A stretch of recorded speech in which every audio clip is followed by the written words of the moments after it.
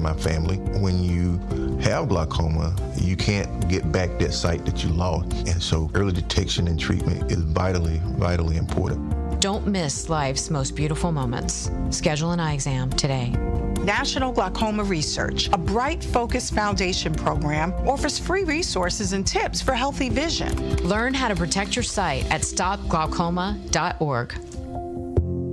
Breaking down the issues that shape our city and our future. The worst kind of whites, not that I'm picking on white folks, but you know how it goes, is the ones that think that they will lose something if this country becomes more fair and equal. I'm going to say that again.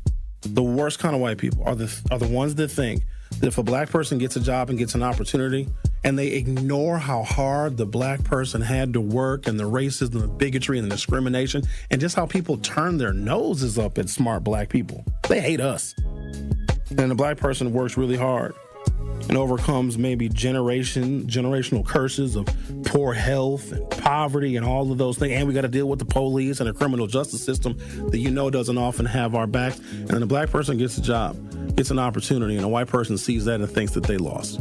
Those are the worst kind. It's The Truth with Sherwin Hughes, weekdays from 9 to noon. Catch it live on YouTube or tune in to 1017 The Truth. Ben Bruss here from ESPN Milwaukee, and I just want to officially declare I will be dominating Bowling for Babies. Ben, it's charity bowling. You don't get a championship ring. There are lanes, there are competitors, and there's going to be greatness. Okay, but more importantly, WTMJ Cares Bowling for Babies is going to benefit the Milwaukee Diaper Mission. So while I'm throwing strikes, you're helping local families get essential baby supplies. But we are also competing for 4 tickets to a Green Bay game and a VIP tailgating experience. Sign up today at WTMJ.com/cares. This is the Bloomberg Black Business Beat. Growing up, Wallace Peoples couldn't stay out of trouble. He spent time in and out of juvenile detention and was convicted of armed robbery in 1997 and sent to prison for 20 years. It was during that extended stay behind bars that changed his perspective and led him to reinvent himself. Today, Wallace Peoples goes by Wallow267, and he's dedicated his life to sharing positive messages, especially to those from underserved backgrounds. His greatest tool? It's humor. You understand, if you can make somebody laugh, you can make them listen. And laughter don't got no race, no color, no age, no gender. That's one of the things that we all could agree upon. No matter where you at in life, you want to laugh. Wallow267 uses his ability to make people laugh as a hook to get them to listen to his advocacy for reform and help other people from underserved backgrounds avoid the pitfalls that derailed his younger years. I'm Bloomberg's Justin Milliner on the Black Business Beat. With Fidelity Wealth Management, a dedicated advisor gets to know you and your goals to build a comprehensive plan to help grow and protect your wealth. Backed by a team of specialists, they'll analyze all your accounts, even the ones they don't manage, to keep an eye on taxes and provide proactive portfolio insights that can help you unlock your wealth's full potential. Learn more at fidelity.com/wealth. Investment minimums apply. Fidelity Brokerage Services, LLC. Member NYSE SIPC. Want consistent color for every job? Milo's Pro Rewards members get a 20% paint discount on future purchases after paint annual qualifying spend reaches $3,000. Plus, order eligible in-stock paint and paint supplies by 2 p.m. for free same-day delivery by 8 p.m. Improving is easy at Lowe's. Excludes spray paint and mist tints. More exclusions, terms, and conditions apply. Subject to change. Details at Lowe's.com/terms. Same-day delivery valid in select zip codes. Subject to driver availability. Details at Lowe's.com/same-day delivery. You're listening to the new 1017 The Truth, founded in partnership with American Family Insurance. Insure carefully, dream fearlessly. 1017 FM, 1510 AM, WGKB Waukesha, and W269DL Milwaukee, a locally owned Good Karma brand station.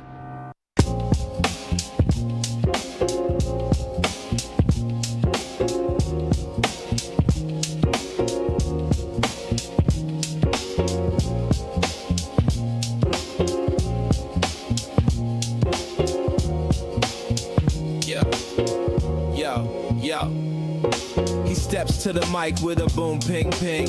Wisdom sharper than a beast's fierce sting. Words like fireflies that light the night. He turns the dark into blazing bright.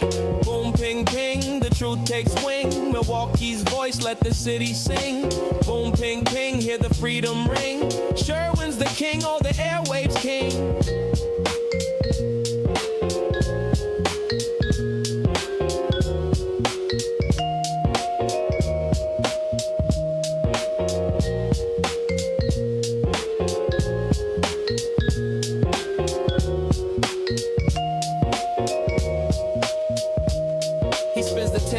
shake the ground. Unveils a truth where lies abound. Politics, justice, social streams. He molds the chaos into dreams. No silence here, just the sound of change.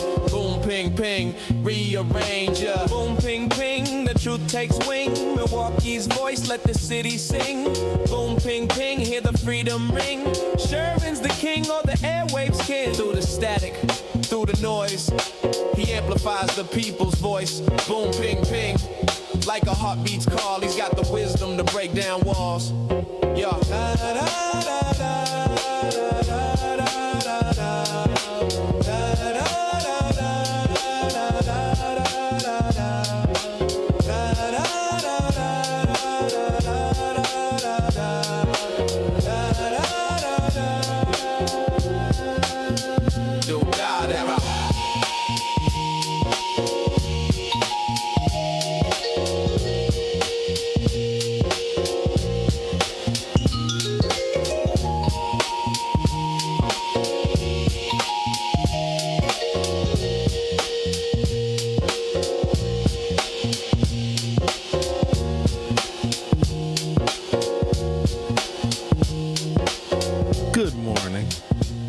Welcome to the program. Looks like we've made it to Tuesday, March 3rd, 2026. So I'm going to give you some details of all the things that you need to know, including the technical start of the midterm elections is today. You've got primaries in Arkansas for governor. You've got primaries in North Carolina. And you have a U.S. Senate race in Texas, which the entire world is watching. Some of you may not know that one of our favorites is actually the congresswoman from Texas. Her name is Jasmine Crockett. She made her rounds here at 1017 The Truth during 2024. She sat with and interviewed with and was interviewed by a number of hosts here on 1017 The Truth. She is now in a primary for the U.S. Senate. Just telling my colleagues Dame Elsie and Bailey Coleman that I think that Jasmine Crockett would be an excellent addition to the U.S. Senate because of her no-nonsense, overt, intentional rhetoric trying to hold her Republican colleagues and Donald Trump accountable, and I think that voice is needed. She's facing off against a fella named James Tallarico, who has also been getting a fair amount of attention because he is a reconciler. Oh, everyone, can we please just get back to loving each other? I know the country is going through some turmoil. I don't know if the people in Texas are ready for reconciliation just yet, but that is the theme of his campaign, and I think it's important to see which candidate will do better. Also, this is Texas we're talking about, and not a direct correlation to Wisconsin, but I've always held a philosophy that if things get bad enough and if people are upset enough and they're frustrated enough and if they are disappointed enough in their government, they will vote for somebody black to clean it up. Enter Barack Obama. So I'm wondering if we have reached Barack Obama levels of frustration in the state of Texas. As you know, late last year, Donald Trump ordered 5 new gerrymandered Republican-leaning congressional districts to be drawn in Texas. We don't believe that those are going to work out in Trump's favor because Latinos that broke for Trump in 2024 are now, let's just say, regretting some of their support for him. So those Republican-drawn districts that were supposed to maintain the Republican majority in the House of Representatives might be an entire wash. But ultimately, this is a referendum on the current president of the United States and everything that he has done cumulatively, essentially his first year of his second term. We're going to talk about some of the things that he has done, including playing a little battleship right now in the Middle East, which is always a wonderful idea for an American president because they just don't learn. They just can't get enough. I have my personal sentiments about the war, which I probably should keep to myself because they are not exactly objective. But I think that the United States is being led by our nose by a much smaller country that has us doing its bidding. Maybe we'll get into that a little bit later. But I do want to share with you on today's program, what is this going to cost? Because we complained about billionaires not paying their fair share, right? We complained about that. We complained about the cost of health care. Absolutely. It's very expensive. And, the government doesn't have money for that. In fact, they took away a lot of health care subsidies because it's very expensive. They kept telling us, and they still do, we can't afford Obamacare. We can't afford the Affordable Care Act because it's too expensive. We've got to find a less expensive alternative. There are some Republicans that do want a smaller government that costs less tax dollars. And I think that is great because sometimes Democrats want to spend their way out of problems. We have a public education system here in the city of Milwaukee where we have one of the highest per pupil funding allocations in the country.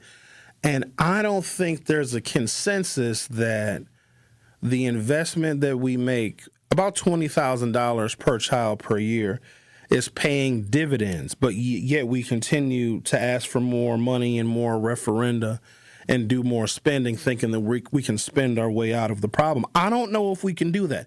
And it is a faulty Democratic philosophy. And so if there are Republicans that say, hey, you know what, we can be much more efficient with tax dollars and we can very much improve service delivery to people and do so at a lower cost, look, I'm all for it. I just want to hear the debate. Make the Democrats have to defend why they want to spend more tax money, and then tell the Republicans to come up with a plan that is much more efficient that can still deliver the services. I like that kind of debate. That's what I love to get back to, but we are a long way from that. We are concerned about costs. You guys were very upset about the price of eggs some time ago. Things are more expensive than they were some years ago. Inflation is still a thing. Since COVID, going out to eat has become more expensive. Our energy bills nationwide have become more expensive.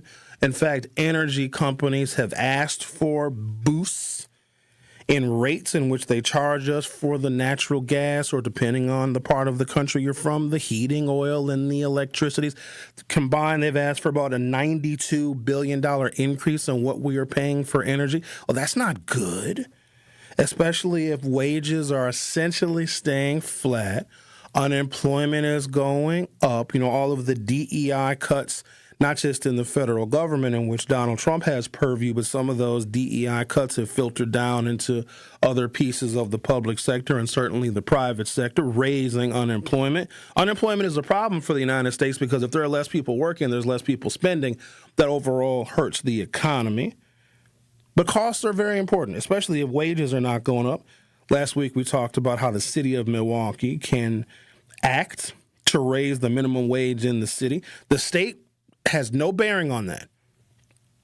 If the Common Council and the mayor want to raise the minimum wage for anyone working within the city of Milwaukee, the city limits, not the county, but the city, they're able to do that. And their reference point is all of the other cities that have gone on ahead of the federal government, which has not raised the minimum wage. Cities are independent to do so. So if costs are going up and wages are staying flat, this is where I believe government can step in. Now, businesses will be a little upset because they're going to have to pay employees more. But that is where the economy is. And I gave all those examples to illustrate how important costs are. And so I have some information that I assembled, because we're talking about costs, because everybody wants to be a little bit more efficient with their money. Some of you cut the coupons. You guys use the coupons? I like a coupon. I ain't that way. When you shop at the grocery stores, when you put in your phone number if you're a Savers Club member. I suggest you all become a Savers Club member. Every now and again, they'll send you the coupons in the mail. Listen, I'm not above using a coupon. Coupon or coupon? Coupon. Try and save money wherever you can so you can waste money other places. But when it comes to armed military conflict, we throw all of those money-saving measures out of the window. Just the information that I assembled. And we don't know the actual cost of this war. We have no idea. We don't know how long it's going to go on. But the numbers that I have just on, I think we've been involved for 96 hours. Staggering. Absolutely insane. And here's where this is going to further hurt us because we're very concerned about costs. Those of you that put the gasoline in your vehicles, They're expecting gas prices to go up something like 10 cents a day. You could see $5 a gallon for gasoline. And that's just the tip of the iceberg. Estimates now, $7 billion spent assisting Israel's Iron Dome to stop missiles from Iran. $7 billion worth of missiles already, but we don't have money for health care. The amount of money this is going to cost the American people is likely going to last longer than the conflict itself, because the government will just print more money to maintain the conflict.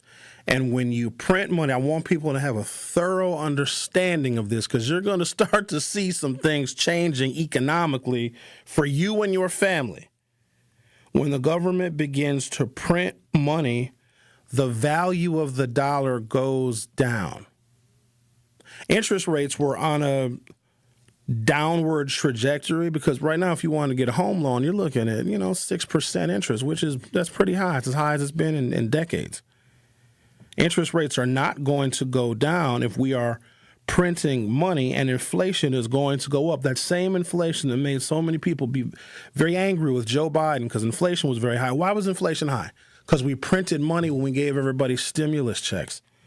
When we are at war, we're going to do the exact same thing, but maybe even to a higher level. And I don't know what the total cost to the government was when they printed and gave us all the stimulus checks.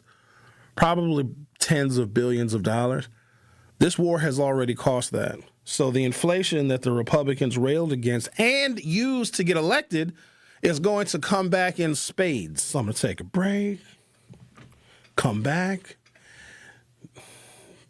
Derek wanted to, he wanted to talk about YouTube. What? Okay. All right, Derek. Well, sure. You can call back if you want to. But I want to give you guys information I want you to be aware of, because this thing is going to be very expensive and Americans are going to pay the price, not just in the terms of lives. That's a whole nother cost, but even taking care of our veterans into the future. You are listening to The Truth with Sherwin Hughes on 101.7 FM. I'll be right back. Don't touch that dial. The Truth with Sherwin Hughes will be right back on 101.7 The Truth, The Truth app, and 1017thetruth.com. Ben Bruss here from ESPN Milwaukee, and I just want to officially declare I will be dominating bowling for babies. Ben, it's charity bowling. You don't get a championship ring. There are lanes, there are competitors, and there's going to be greatness. Okay, but more importantly, WTMJ Cares Bowling for Babies is going to benefit the Milwaukee Diaper Mission. So while I'm throwing strikes, you're helping local families get essential baby supplies. But we are also competing for 4 tickets to a Green Bay game and a VIP tailgating experience. Sign up today at WTMJ.com/cares. This is your Milwaukee Public Schools City Conference Basketball Weekly Update on the new 101.7 The Truth. The City Conference Boys Championship game did not disappoint last weekend. In the Gold Division title game, the 2-time defending conference champs, the Milwaukee Juno Pioneers, went toe-to-toe with the Milwaukee Hamilton Wildcats. This game was a back-and-forth battle, but the Pioneers made the plays down the stretch to pull out a 76-72 win behind a great performance of Gonzaga recruit and junior player Dooney Johnson, who dropped 28 points in the victory. And in the Blue Division, the Golden Meyer Owls did what they have done all year long in conference play, is just win, as they defeated the Audubon Cardinals 87-79 behind a strong performance from their senior guard Caleb Colbert, clinching the Blue Division crown. And lastly, in the White Division, the Bayview Redcats left no doubt cruising past the Vincent Vikings 90-64 to win the White Division Conference Tournament. This has been your Milwaukee Public Schools City Conference Basketball Weekly Update. This is The Truth with Sherwin Hughes on 101.7 The Truth, The Truth app, and 1017thetruth.com.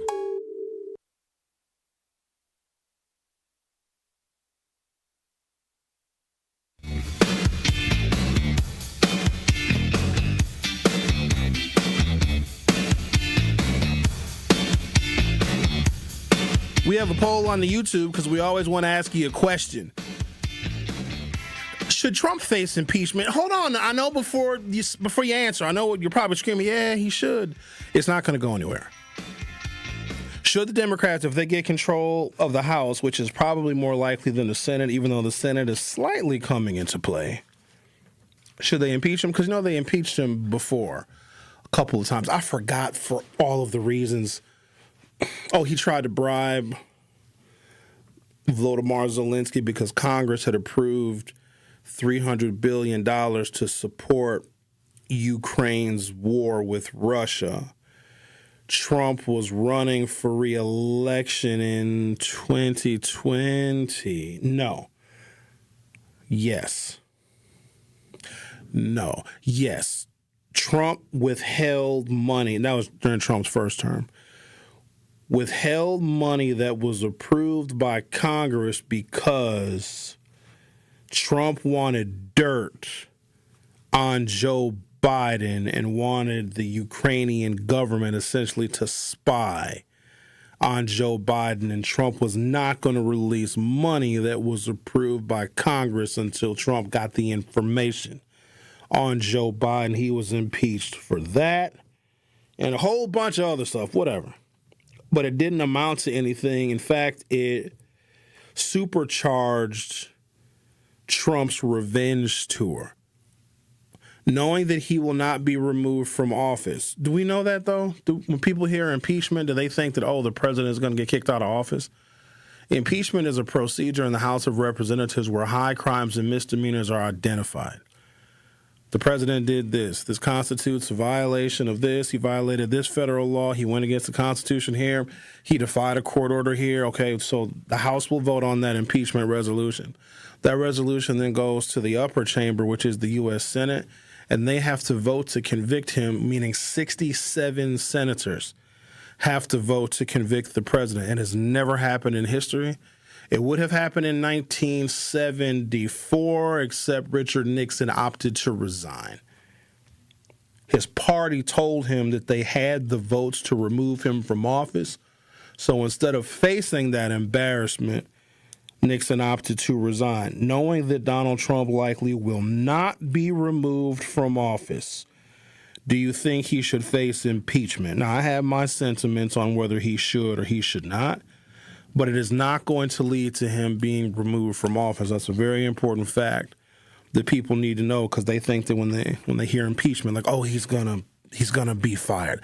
It's a very, very difficult process, and also it would make the Republicans look bad if a member of their party, even if they don't agree with him, if a member of their party was removed from office because of high crimes and misdemeanors, it is going to make it less likely that a person is going to want to vote for a Republican after that. So your sentiments, knowing that it's just going to draw more ire from Trump, and he's clearly unstoppable. He doesn't listen to anybody. He goes it alone if he has to. We're essentially in this war in the Middle East with no allies and not likely to get any anytime soon, because we know that it's a quagmire just waiting to happen. Do you think that Donald Trump should face impeachment? If you go to youtube.com or open up your YouTube app from your smartphone or other mobile device, search 1017 The Truth and hit subscribe. You'll be able to vote on our poll. Also view the live stream of our program. All right, I got some information for you. Based on publicly available reporting on the current conflict between the United States, Israel, and Iran, as the third day of hostilities, multiple countries have seen military attacks or bombardments in the first 72 hours of the war. So it escalated quickly. So maybe you thought it was just going to be Israel throwing their firecrackers over at Iran throwing some firecrackers back, the United States flying planes over and dropping bombs. Yeah, it started as that. But there are other countries that have been impacted. First, Iran, targeted by U.S. and Israeli air missile strikes across cities and military infrastructure to begin the conflict. Of course, Israel, hit by Iranian missiles and drones, resulting in civilian casualties. Bahrain, struck by Iranian drones and missiles, causing a fire in a residential building. The United Arab Emirates, which you guys are familiar with, Dubai, that's the country in which Dubai is in, targeted by Iranian missile and drone launches, debris and secondary damage reported at several buildings. And, of course, our ally, Kuwait, part of the regional attacks, missiles and drone strikes and threats, with impacts reported. Qatar, Iranian missiles, drones, targeted areas with air defense activations. And the big dog, Saudi Arabia, launched missiles from Iran into Saudi Arabia and drone strikes that reached or threatened Saudi territory in 72 hours. There are 7 countries involved in this conflict. Not even a week in, and there are 7 countries that are now involved in this conflict. This will be worse than Vietnam. Now we got to talk about the cost.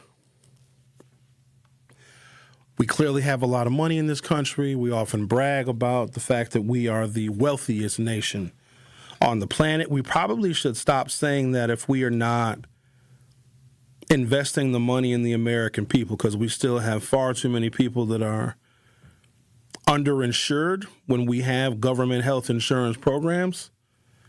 Social Security, which is a lifelong program that we don't even sign up for. If you are working, you are paying into Social Security, but the benefits that you get at most is barely enough to afford a 1-bedroom apartment in most places in the United States. When you think about how much money you paid into Social Security, you will never, under any circumstance, ever get all that money back. And when you do get your benefits, it's not enough to live on. So how are we the richest country? You know, there are other countries around the globe that don't have like major like mineral resource deposits, or maybe they're rich in uranium, or maybe they have bauxite. You need bauxite to make aluminum. You know, everything is made out of aluminum. Or you have countries that are rich in fossil fuels and crude oil, etc. And you'll hear about those countries taking the resources that they have and investing them back into the people of those nations. So they'll have free college, they'll have free health care, there's other public and social benefits, because those are countries that are also wealthy, but they take the resources that they have and they invest them back in the people. We do not do that here in the United States. So we might need to stop talking about how wealthy we are as a nation. There's a correction that needs to be made. The United States has wealthy people. We are not a wealthy country. Every major city in America has got people that are living so far below the poverty line, it looks like a third world country. There's parts of the city of Milwaukee that look like they've been bombed. So we got to stop with this. We're the wealthiest country in the world because everybody else is looking to us to spend our money on them, including this war. An estimate from U.S. military operational data suggests $779 million was spent in the first 24 hours by the United States.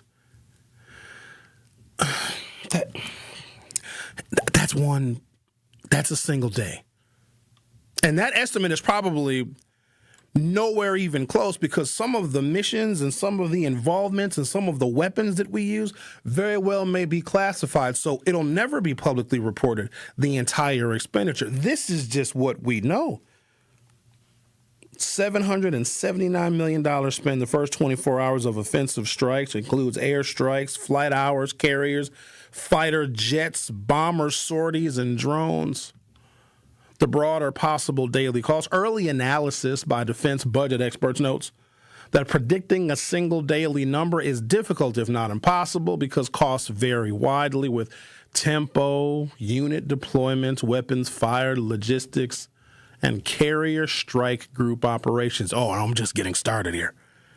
Typical estimates for a campaign of this magnitude put daily direct combat and operations costs broadly in the hundreds of millions of dollars every 24 hours, with plausible lower bound and upper bound scenarios ranging from, so the minimum this is going to cost the United States is $500 million a day. That's like the coupon version of the war. That's the cheapest it's going to be. It also could cost as much as $1,000 million per day, $1 trillion. Now, it depends on the mission. Depends on how many strike forces and how many sorties and how many firecrackers we lob over into Iran. $1 trillion. Can't pay for healthcare because it's too expensive, though. So your college tuition, even though it would potentially help you be more employable and you might make a higher wage, and if you're more employable and you make a higher wage because you completed college, maybe it was tech school, you're actually going to be paying more money in taxes. So government investments in you and in your tuition actually helps create more tax dollars. Here's a little fun fact for you. Just with a bachelor's degree, over the lifetime of someone with just a bachelor's degree, not a master's, not a PhD, not all those fancy initials, just a bachelor's degree, pays $300,000 more in taxes than they ever consume. So every person with a bachelor's degree in the United States is creating a federal government surplus, but college is too expensive for the government to pay for.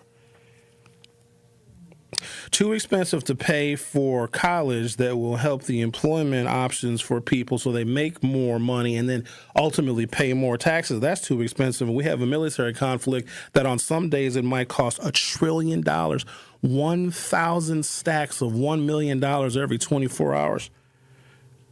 Other estimates say between $500 million and $1 billion a day, which is much more realistic. Costs rise if airborne, naval, and logistics demands increase over time.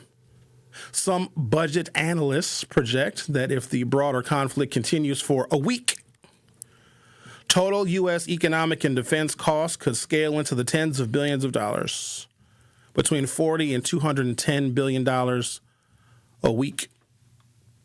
Estimated U.S. direct warfighting costs per day early in the conflict in the range of approximately $500 million to $1 billion a day based on operational estimates from the first 24 hours and risk-based projections. And Trump said he's open to putting troops on the ground. If indeed that happens, you will be looking at a military campaign that the United States, number one, is going to lose. Number two, will be worse than the Vietnam War. Take a break, come back, continue our conversation. We also have a poll up in the YouTube because I'm curious. Do you think that Trump should face impeachment, knowing that it may not lead to him being removed from office? Do you think it is worthy to note in this second term of Donald Trump his high crimes and misdemeanors in which he has committed in spades? Is it worth noting for history by impeaching him on every high crime and misdemeanor, or should the Democrats, should they assume power in the House of Representatives, just get back to governing? What say you? They probably will not be able to do both. It's either going to be all focused on investigations and subpoenas and impeachment, or they say, you know what, screw all that, let's get back to governing. It's going to be one or the other, likely not both. The Truth with Sherwin Hughes. I'll be right back. It's The Truth with Sherwin Hughes on 1017 The Truth, The Truth app, and 1017thetruth.com. Life's better with Drive My Way from American Family Insurance, because we know it's more than just a car. It's your escape pod, your adventure mobile, your memory maker. And we help protect the dreams that drive you. Personalize what you pay for auto insurance and you could save between 10 and 35%. American Family Insurance. Get a quote and find an agent at amfam.com. Products, pricing, and availability vary based on the way you purchase insurance and by state. Unsafe driving behaviors may increase your rate. American Family Mutual Insurance Company, SI, and its operating companies, 6000 American Parkway, Madison, Wisconsin. Want to protect our planet? The air we breathe, water we drink, and land we share? Real progress begins with birds. Yes, birds. The very ones we see and hear every day. On a walk, in the park, or simply out the window. That's because birds are more than birds. They're symbols, sentinels that reveal the health of our planet and our people. And by helping them thrive, all of us thrive as well. Audubon is a place where birds matter, where habitats are protected, where communities are engaged, and where change takes flight. Because at Audubon, hope begins with birds. Progress begins with birds. It all begins with birds. Audubon. I take care of the kids, and I take care of my dad. I take care of things at work, the groceries, The cleanups, the meltdowns, the doctor's visits, the family events, mealtimes, bedtimes. I take care of all the things everyone else needs. But I haven't made time to take care of what I need. Family caregivers are often overloaded. It can feel overwhelming and exhausting. It's no surprise that millions of caregivers experience symptoms of anxiety and depression every year.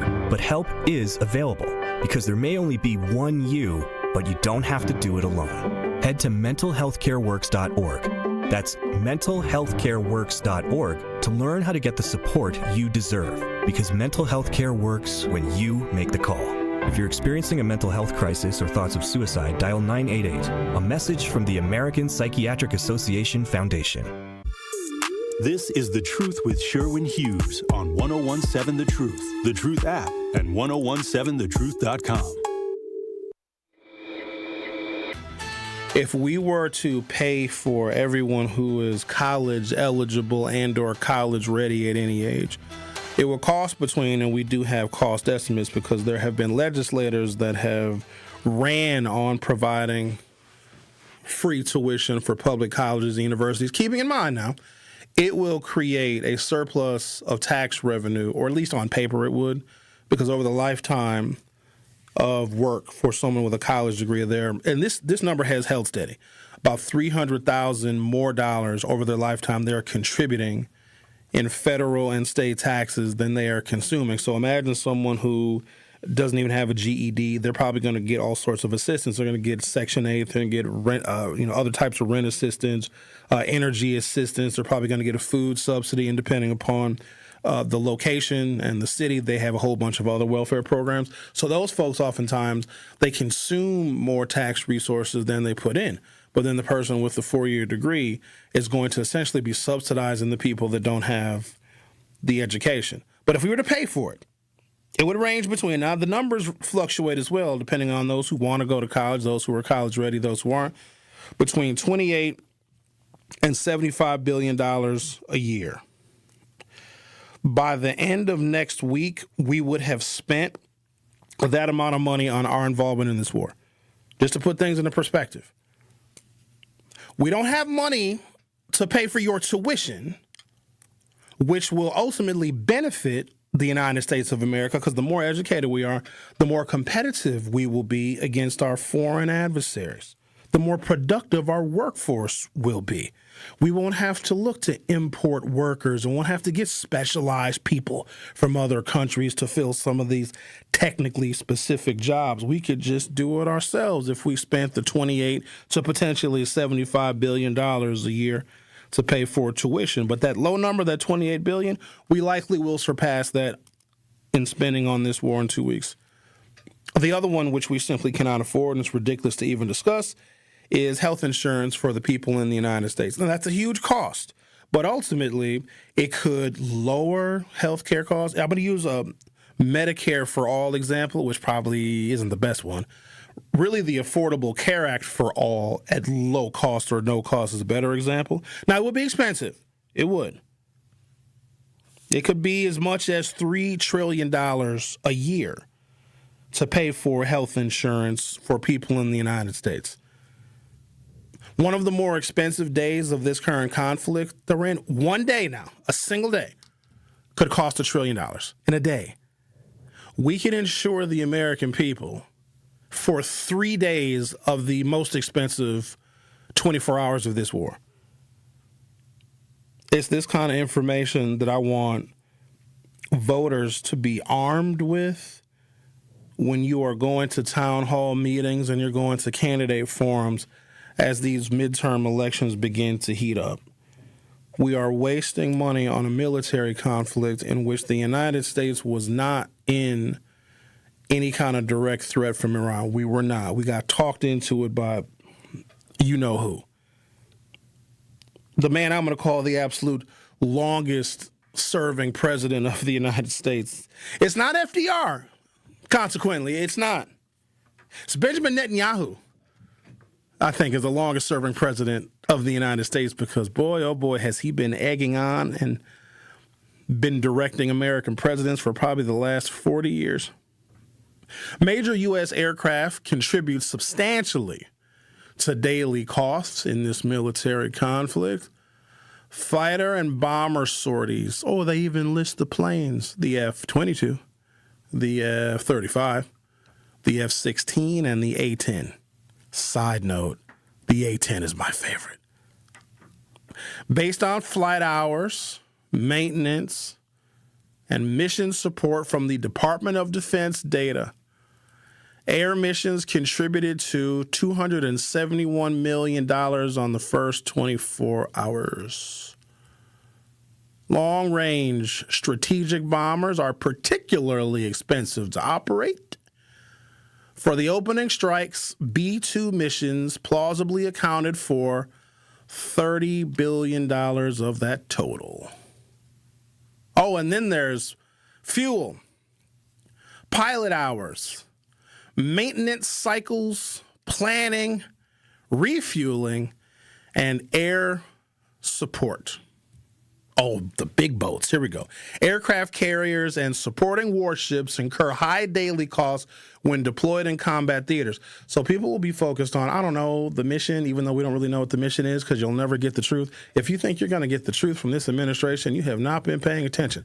All I can give you is how much it's going to cost. And I'm going to take those costs of this mission in which we will never know the truth. People are speculating, oh, it's a religious war. Oh, it's protecting American interests. It's probably none of that. I gave some sentiments yesterday of how the deputy director of the Department of Defense is a hedge fund manager, former CEO of a multi-billion-dollar company that invests nothing but only in defense spending, so nothing but defense spending. So he is going to personally get wealthy. A member of the Department of Defense is invested in the warships and the weapons of war that the United States is going to buy for this conflict, and he's going to make money off of every single missile, but people don't seem to care about that. I'm giving you guys the cost because I'm going to tell you how much other things cost that the American people have asked for, that we know would make us a better country, a smarter country, a healthier country. Make America healthy again. Whatever happened to that? How come we haven't heard much from Robert Kennedy Jr.? He's been chilling, hey, just kind of relaxing, laying back in the cut, not really saying much. He probably has measles, actually. I wouldn't doubt if Robert Kennedy Jr. got the measles. Aircraft carriers and supporting warships incur high daily costs when deployed in combat theaters. Strike carrier groups, including carriers and escorts, public estimates place the daily operating cost. This is sailors and maintenance and fuel and air wing support for 2 carrier groups in the region. It costs, good God, $15 million a day per ship. These ship costs are incremental deployments tied to the operations, including destroyers, guided missile cruisers, supply vessels, and aviation support. $15 million every day. Take a break, come back. Oh, the bullets. Look how many bullets do you guys need? Bullets, Tomahawk missiles, precision guided munitions. It's nonstop. Our government is going to print money, which is going to cause inflation all over again. The same inflation that you guys railed against during the Joe Biden administration, even though that inflation was caused by the stimulus checks that we all got. Wasn't nobody complaining about the inflation when you got your stimmy. We were all calling each other. You know how many group texts I was on? Hey, did y'all get your stimmy? Did your stimmy? No, you didn't get a stimmy. Your stimmy hit. Remember that? Yo, my stimmy hit.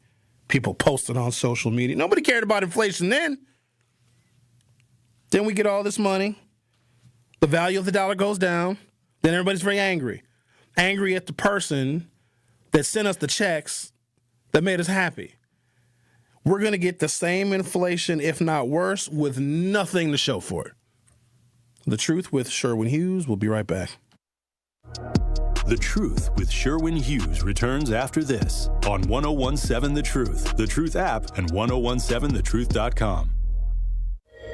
In 1987, the Bucks took on the world and changed basketball forever. At stake, basketball supremacy in the United States. Bucks versus the World, narrated by Charlie Behrens, is the new season of Behind the Bucks podcast, presented by Gallagher, your trusted insurance broker and HR and benefits consultant. It's the untold story of the 1987 McDonald's Open, when the Bucks became the first NBA team to face the Soviet Union. Listen now on Bucks.com/plus, the Bucks app, the ESPN Wisconsin app, and wherever you get podcasts. Our children deserve a real chance to make it in life, and a good education is a passport to opportunity. At City Ford Collective, we're working to make sure there's a great Milwaukee school for every Milwaukee family, because more good options lead to better outcomes. And who doesn't want that? Together, we can give every child the foundation they need to thrive, and a stronger future for kids means a stronger future for Milwaukee. To learn more about our mission, visit us at cityfordcollective.org. That's cityfordcollective.org. Natural gas is a clean, reliable, and convenient source of energy delivered directly to you through underground pipelines. The pipeline system has an excellent safety record, but there are clues that can help you identify a potential hazard. If you smell the strong odor of rotten eggs, hear an unusual hissing sound, or see blowing dirt or debris, it could be a natural gas leak. Leave the area immediately and call We Energies at 800-261-5325. We Energies. People you can trust. Energy you can depend on. If a tow truck appears on the scene minutes after your auto accident, think twice before handing them your keys. You may be the target of a common towing scam, which results in being billed several $1,000s. Don't allow any unsolicited tow operators to take your car from the scene. Consult with police or your insurance provider to contact a reputable company. Agree on the rate. And know where they are taking your vehicle. If you suspect insurance fraud, call 800-TEL-NICB. A public service message from the National Insurance Crime Bureau. Breaking down the issues that shape our city and our future. The worst kind of whites, not that I'm picking on white folks, but you know how it goes, is the ones that think that they will lose something if this country becomes more fair and equal. I'm going to say that again. The worst kind of white people are the ones that think that if a black person gets a job and gets an opportunity, and they ignore how hard the black person had to work, and the racism, the bigotry, and the discrimination, and just how people turn their noses up at smart black people. They hate us. And the black person works really hard and overcomes maybe generational curses of poor health and poverty and all of those things. And we got to deal with the police and the criminal justice system that doesn't often have our backs. And then the black person gets a job, gets an opportunity, and a white person sees that and thinks that they lost. Those are the worst kind. It's The Truth with Sherwin Hughes, weekdays from 9 to noon. Catch it live on YouTube or tune in to 1017 The Truth. This is The Truth with Sherwin Hughes on 1017 The Truth, The Truth app, and 1017thetruth.com.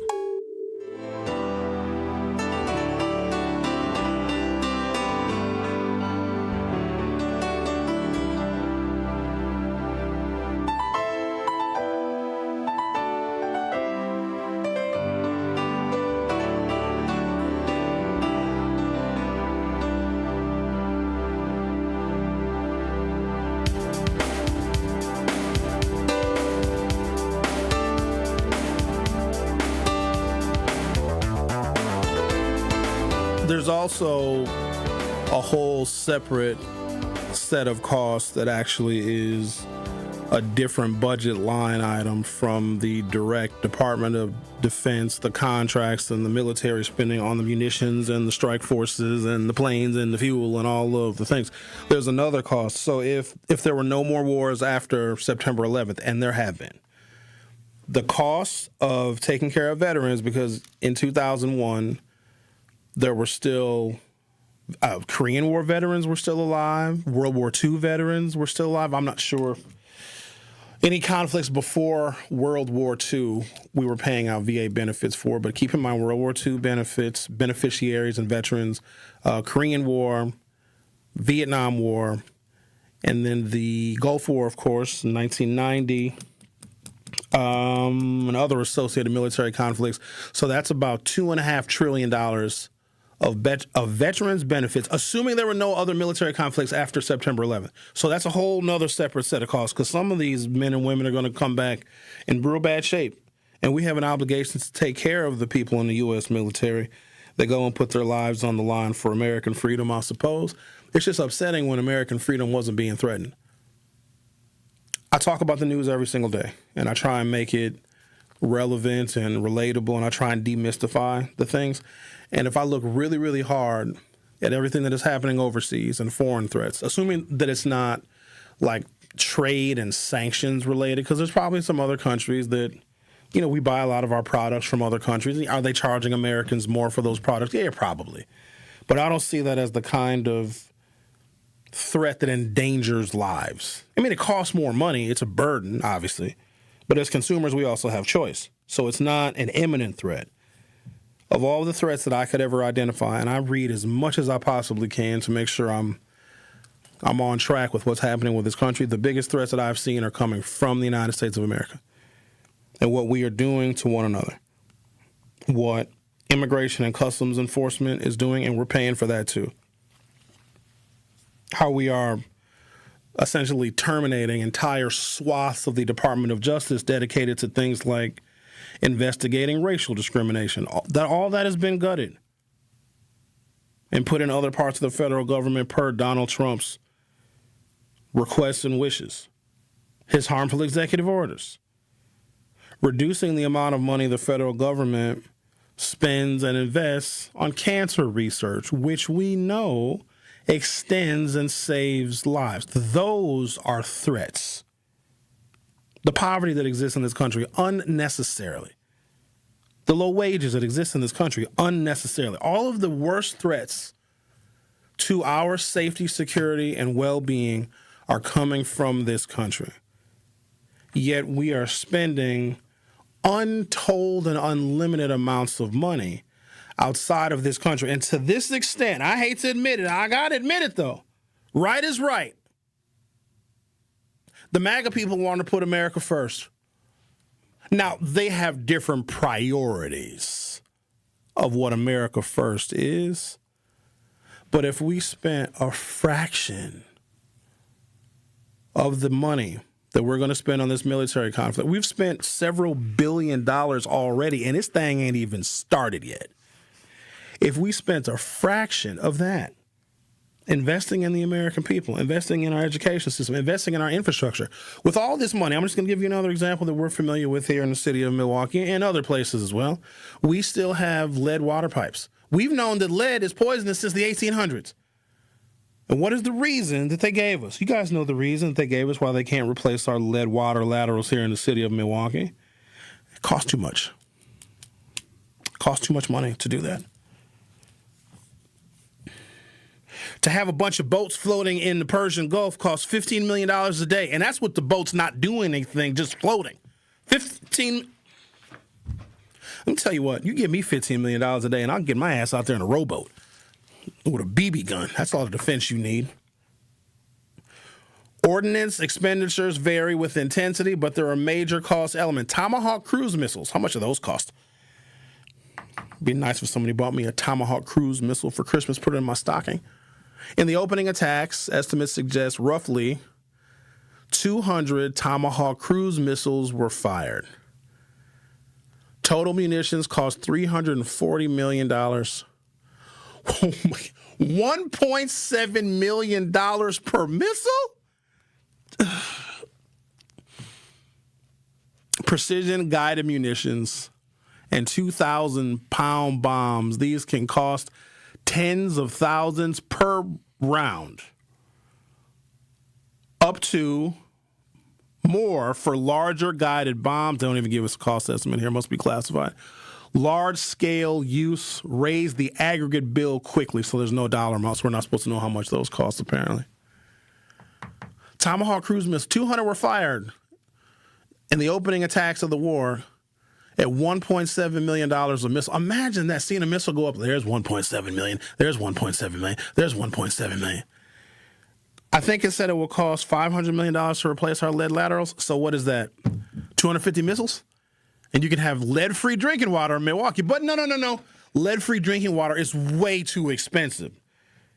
Even though it's going to be more expensive to take care of the health of people who are drinking the lead-tainted water. And it's going to have a cost on children because children perform worse when they have lead registered in their blood. So that's going to cost us more, too. We're going to have more special education students. And, of course, if you have special education students, they are more expensive to educate, and they need smaller class sizes. So we're going to need another referendum to take care of all of the additional special education students that are performing way below average because they are testing positive for lead, because we don't have enough money to remove the lead water laterals, but we're spending $1.7 million per missile. Because, hold on, wait for it.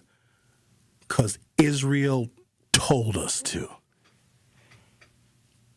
I don't know if you guys caught what Marco Rubio said.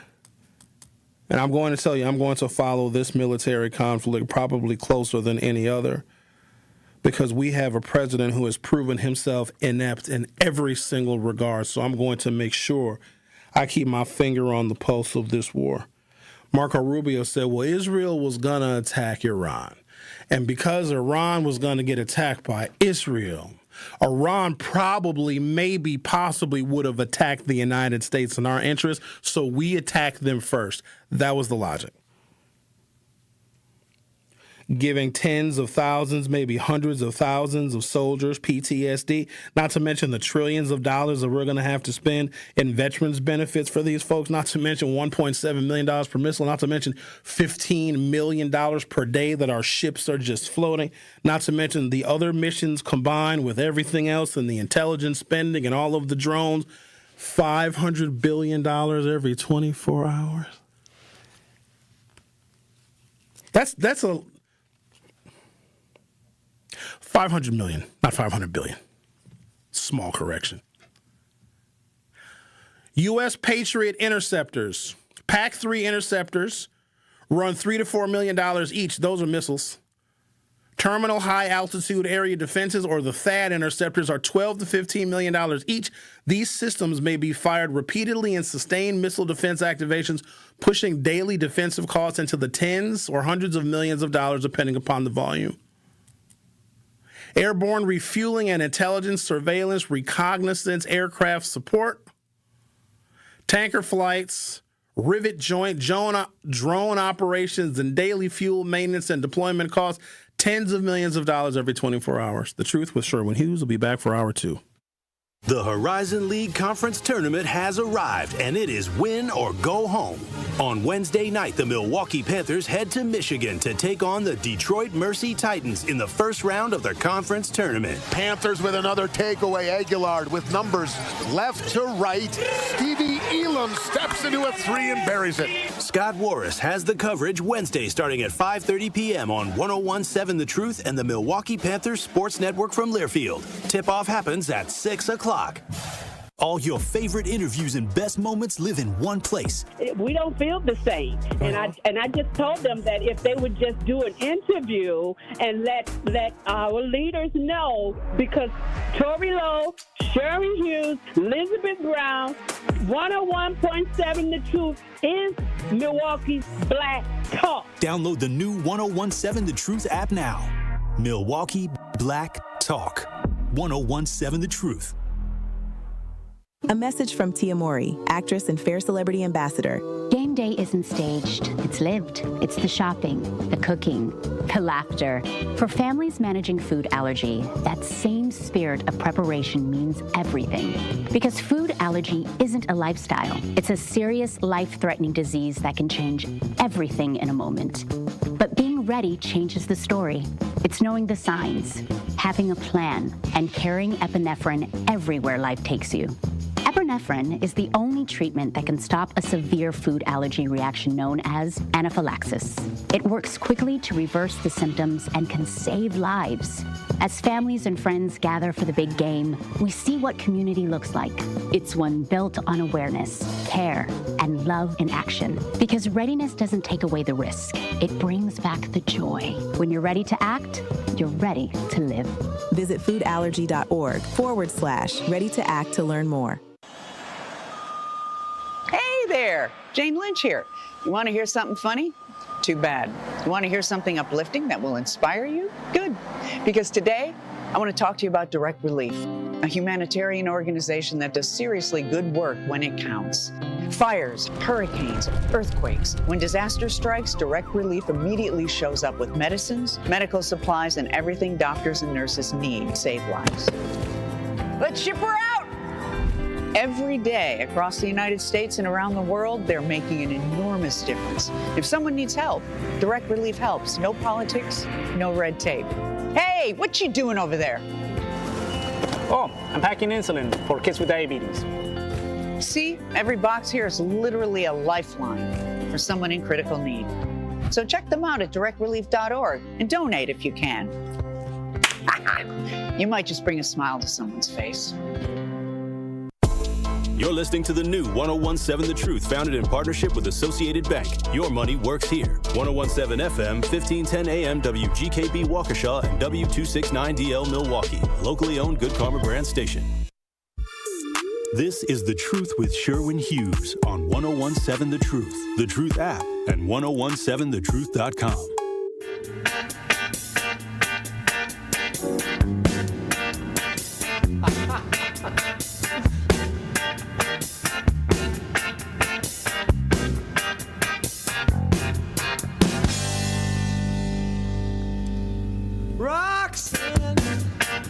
Welcome to hour 2 of The Truth with Sherwin Hughes.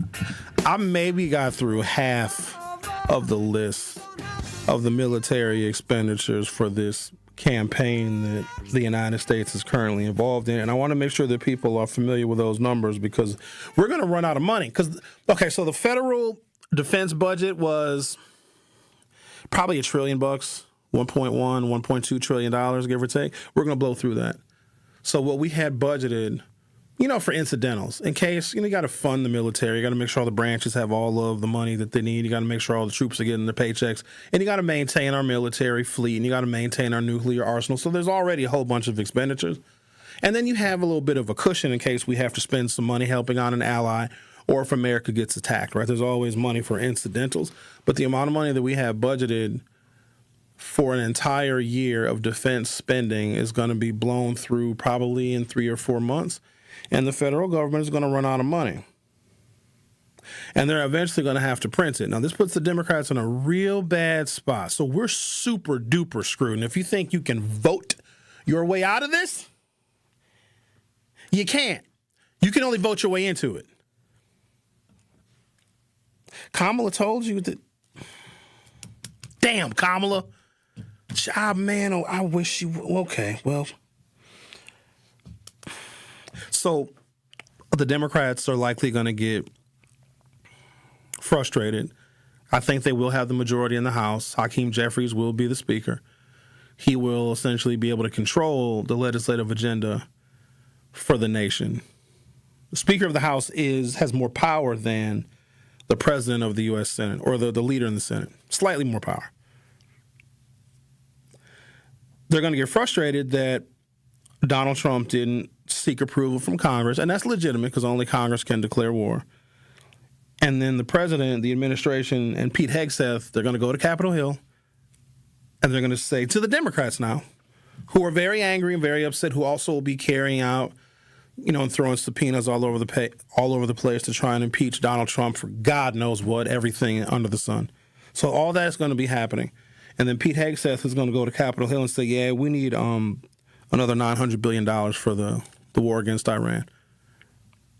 And the Democrats are going to say, absolutely not. No way. You're not going to get another penny from Congress for this war that was not necessary, was unjustified. America was not under any kind of threat. Previous presidents, have you noticed previous presidents have not screwed with Iran? You don't screw with them.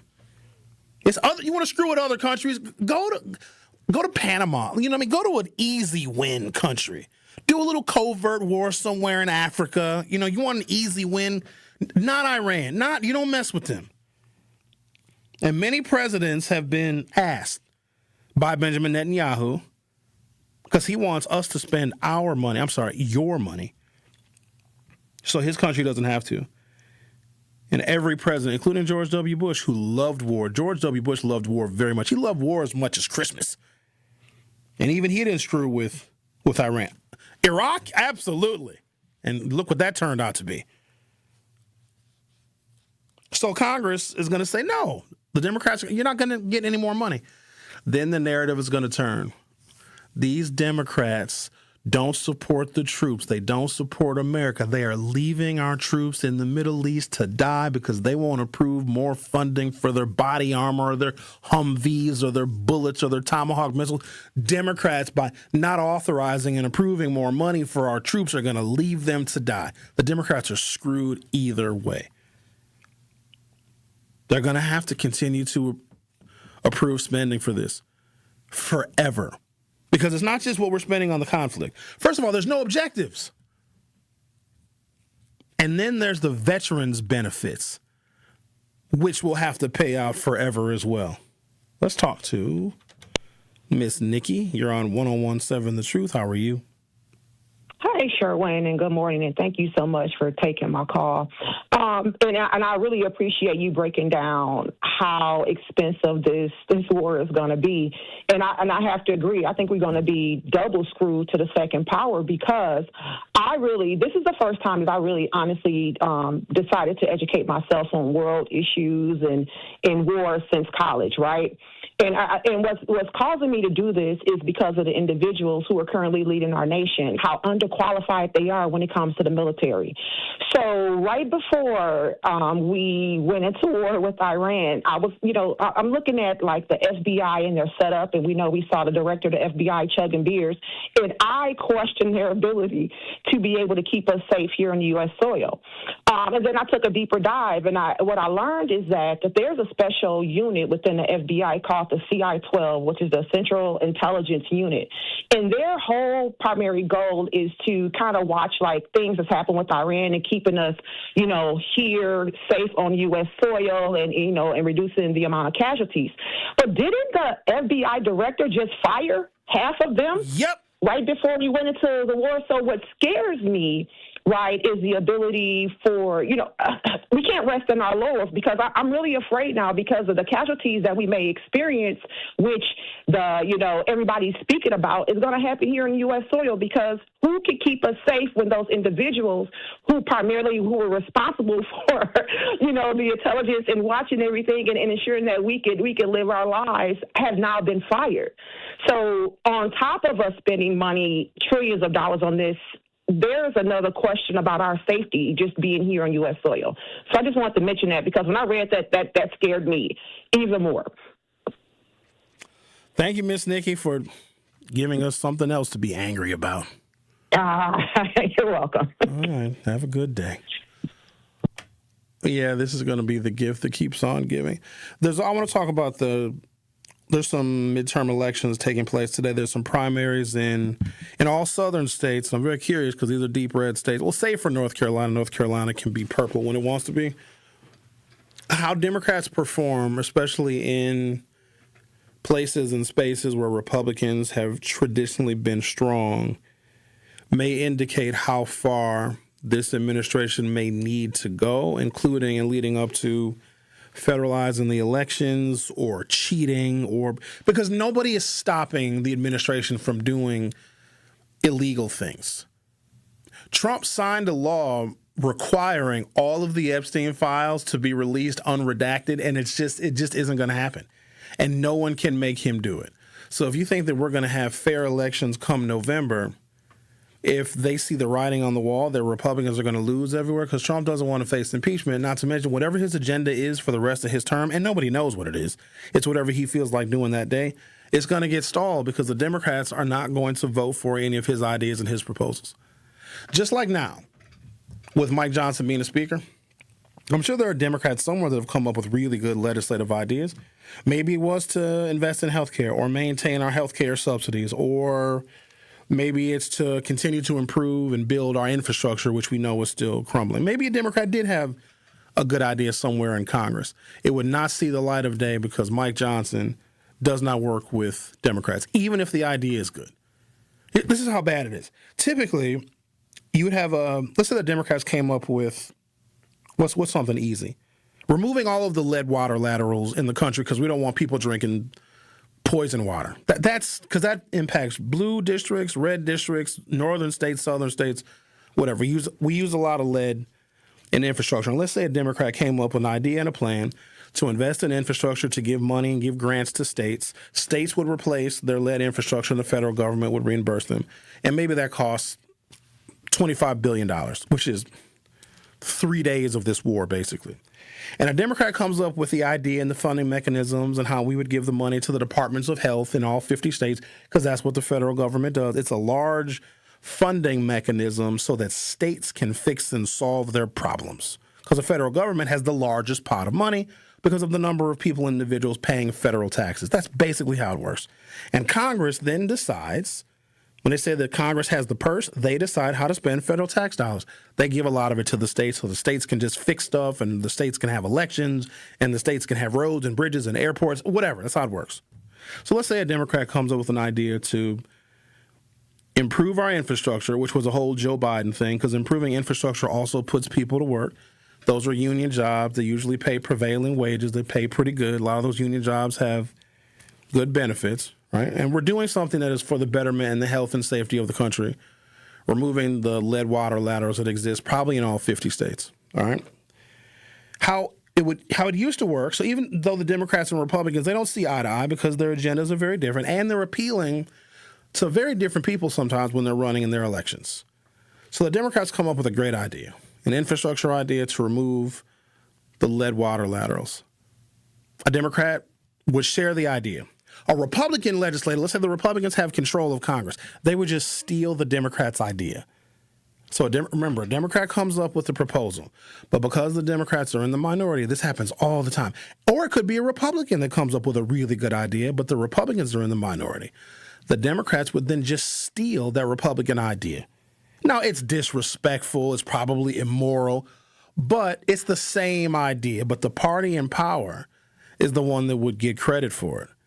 Now, they'll steal legislative ideas from each other, but they'll get passed. Because if a Democrat comes up with the idea to replace the lead water laterals in the United States of America to the tune of $25 or $30 billion, a Republican would say, I'm going to snatch that from you, my bill. That Democrat would be angry that they're not going to get the credit for the legislation, but at the end of the day, they still would vote for it because it was their idea and it would improve the infrastructure and remove lead water laterals. So even though they steal proposals and they jockey for who gets the credit, it still would get done. Now, nothing gets done. So even if the Democrat has the good idea, Mike Johnson wouldn't even entertain it, wouldn't even listen to it, even if it benefits more Republicans, if it saves them more money on their health insurance. I'll be honest with you, there are probably more people population-wise in this nation that are from red states and live in poor rural areas that are hurt more than blue state Democrats in cities with the removal of federal subsidies for the Affordable Care Act. Republicans will hurt their own people and their own constituents to not cooperate with a Democratic idea. That is why our politics feel so incredibly broken. There's no rules anymore. The American public doesn't matter. There was a time where, when it was the midterm election year, because, presidents don't do well. Whatever party is in the White House doesn't do well in the midterm elections, and that's been pretty much spot on since World War II. That's just how it's been. We elect one party to be in the White House. 2 years later, we don't like them anymore, and we want to check them with the opposite party. And that's just the ebb and the flow of American politics. It's very balanced when you look at it.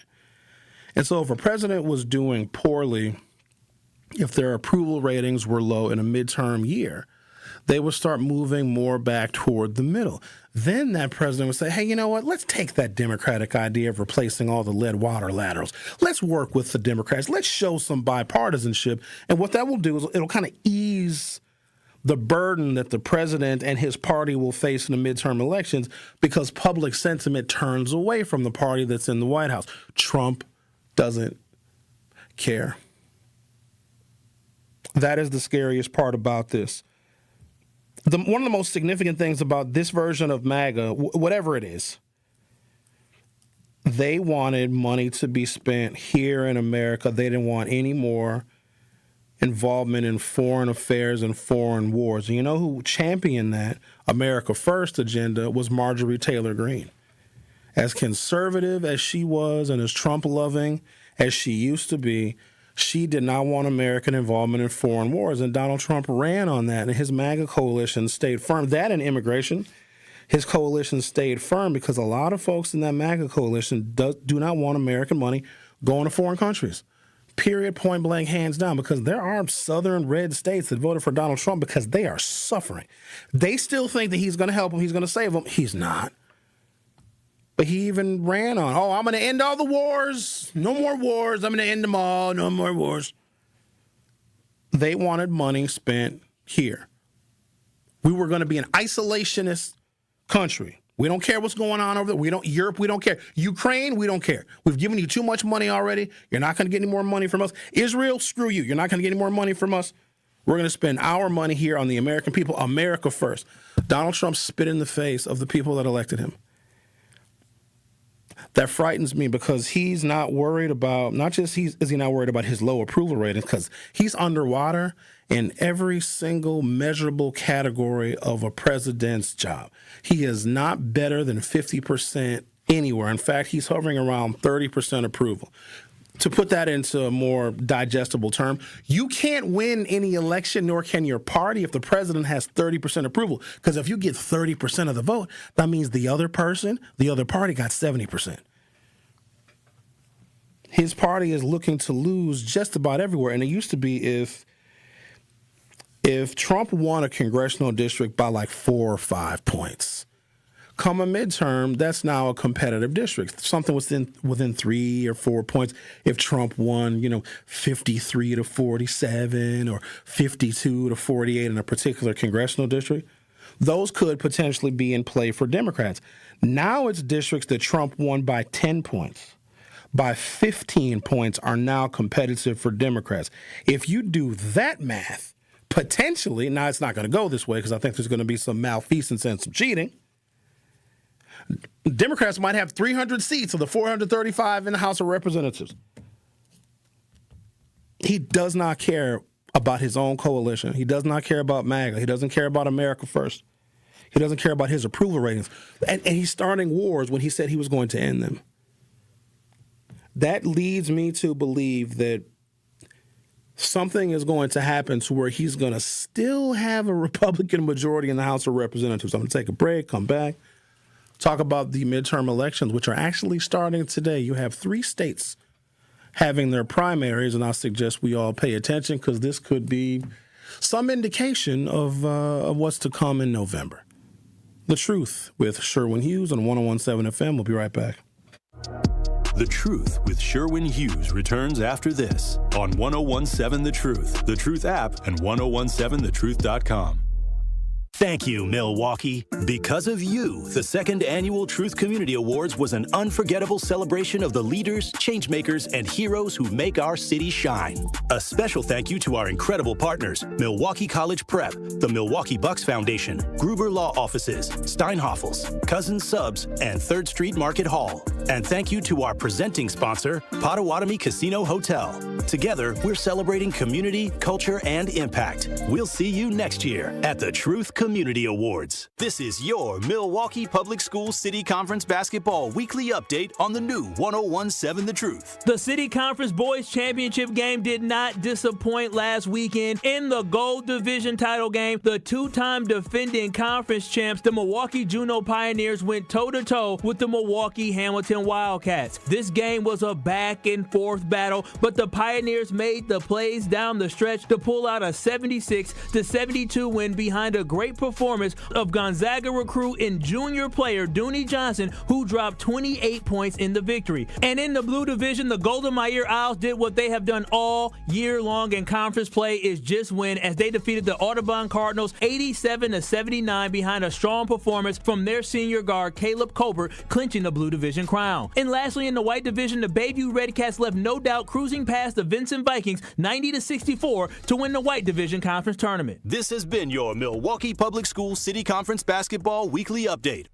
Life's better with American Family Insurance, because we know you love working weekends, if it means working on your dream home, both inside and out. And we're here to help protect those dreams so you can enjoy peace of mind. Save up to 40% when you bundle home and auto. American Family Insurance. Get a quote and find an agent at amfam.com. Products, pricing, and availability vary based on the way you purchase insurance and by state. Some exclusions apply. American Family Mutual Insurance Company, SI, and its operating companies, 6000 American Parkway, Madison, Wisconsin. Hi, I'm Priscilla Presley. My love for animals began when I was 5 years old. That sparked a lifelong commitment to speak up for animals who can't speak for themselves. Elvis and I supported American Humane Society because your compassion can change a life. American Humane Society strengthens the bond between humans and animals. Please visit AmericanHumane.org to learn more. Thank you. Prizes, exclusive experiences, even cash money. You want it? We've got it. Find a list of all contests and official rules by visiting truthcontests.com. That's truthcontests.com. Happy kids heal faster, and that's why Starlight is dedicated to improving the mental well-being of sick kids across the U.S. Learn how at starlight.org. Proud partner of your Milwaukee Bucks. One call, that's all. This is The Truth with Sherwin Hughes on 1017 The Truth, The Truth app, and 1017thetruth.com.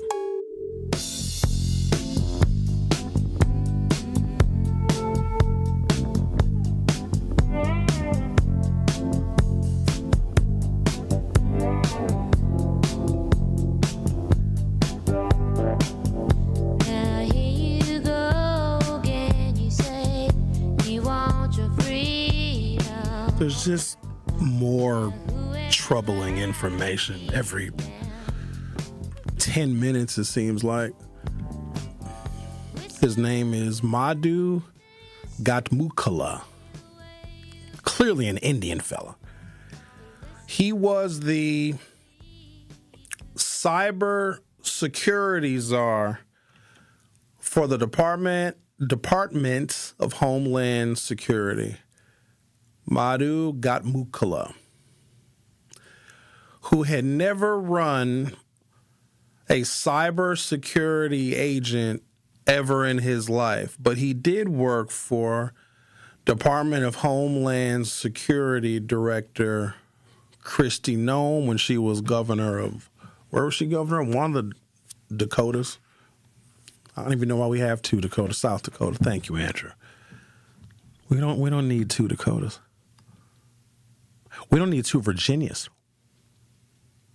We don't need two Carolinas. However, I digress. So this is a guy who had no experience in cybersecurity, but he was loyal to Kristi Noem because he worked for her when she was governor.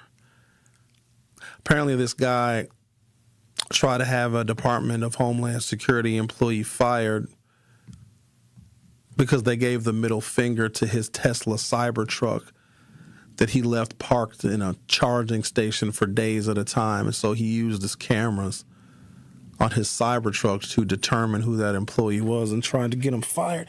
Here's the problem. And so he's recently been let go. So right now we don't have a director of protecting us from cyber threats. Iran has probably one of the most sophisticated hacking, information technology, war machines on the planet. And right now, we have no one protecting the United States from cyber threats.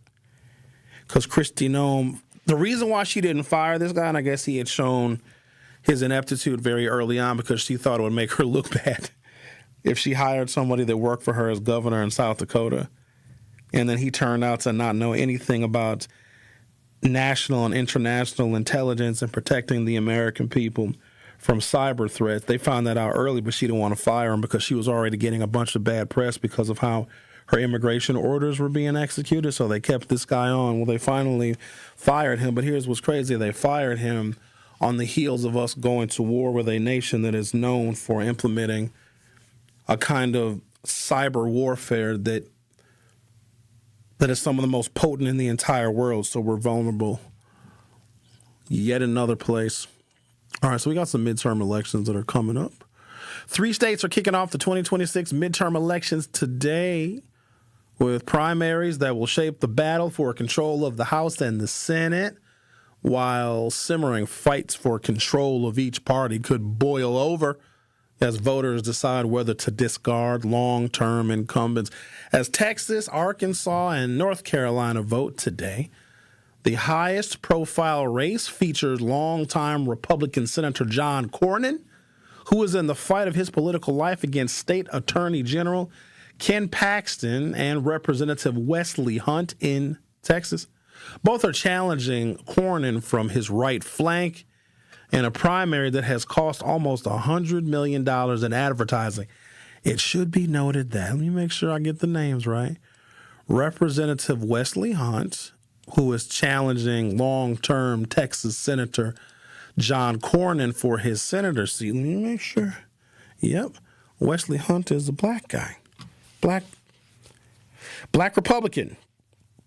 Now, Jasmine Crockett is also running on the Democratic side, and she is facing off against, I guess he's moderate. His name is James Tallarico. So he is a candidate running as a Democrat in the primary election in Texas, which is going on today. He's more of a, can we all just get along?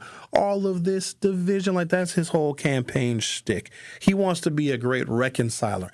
I don't know if that's going to work. I don't know if I'm ready to reconcile. Now, I don't know Texas people. Texas people are different. They do different stuff. Andrew, do you know Texas people? How do you feel about Texas people, Andrew? Big fan of Texas. Okay. Do you think the Texas folks will elect someone who's ready to just get along and everybody hold hands and sing Kumbaya? Yeah, we know Donald Trump is divisive and MAGA's divisive, and he's running on a bring everybody back together campaign. From what you know about Texas folks, do you think they're going to go with that? Yeah, I don't think so. Okay, I don't think so either. Thank you. I just need a little bit of agreement there. I don't think it's turn the other cheek season. Both are challenging Cornyn from his right flank in a primary that has drawn almost $100 million in advertising. So what I know about Senator John Cornyn, he's Trump's guy. He was Donald Trump's rubber stamp in the U.S. Senate.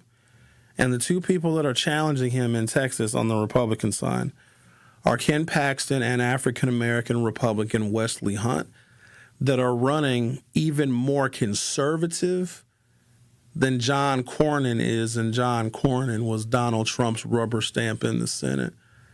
I suppose I could go into a long rant about how you could be an African-American Republican even more conservative than John Cornyn, but I'm going to spare myself the spike in blood pressure. Meanwhile, Representative Jasmine Crockett and State Representative James Tallarico are squaring off in the opposite primary, a race that has exposed an important strategic divide in the party over whether Democrats should be trying to excite their base or focusing on bipartisan appeal. I'm going to pause right there, come back, talk about the prospects of Jasmine Crockett advancing in the Democratic primary in Texas, and then facing off against the Republican who is challenging John Cornyn in Texas. This could be a big indication for how our midterm elections are going to go in the rest of the country come November. The Truth with Sherwin Hughes will be right back. More of The Truth with Sherwin Hughes is next on 1017 The Truth, The Truth app, and 1017thetruth.com.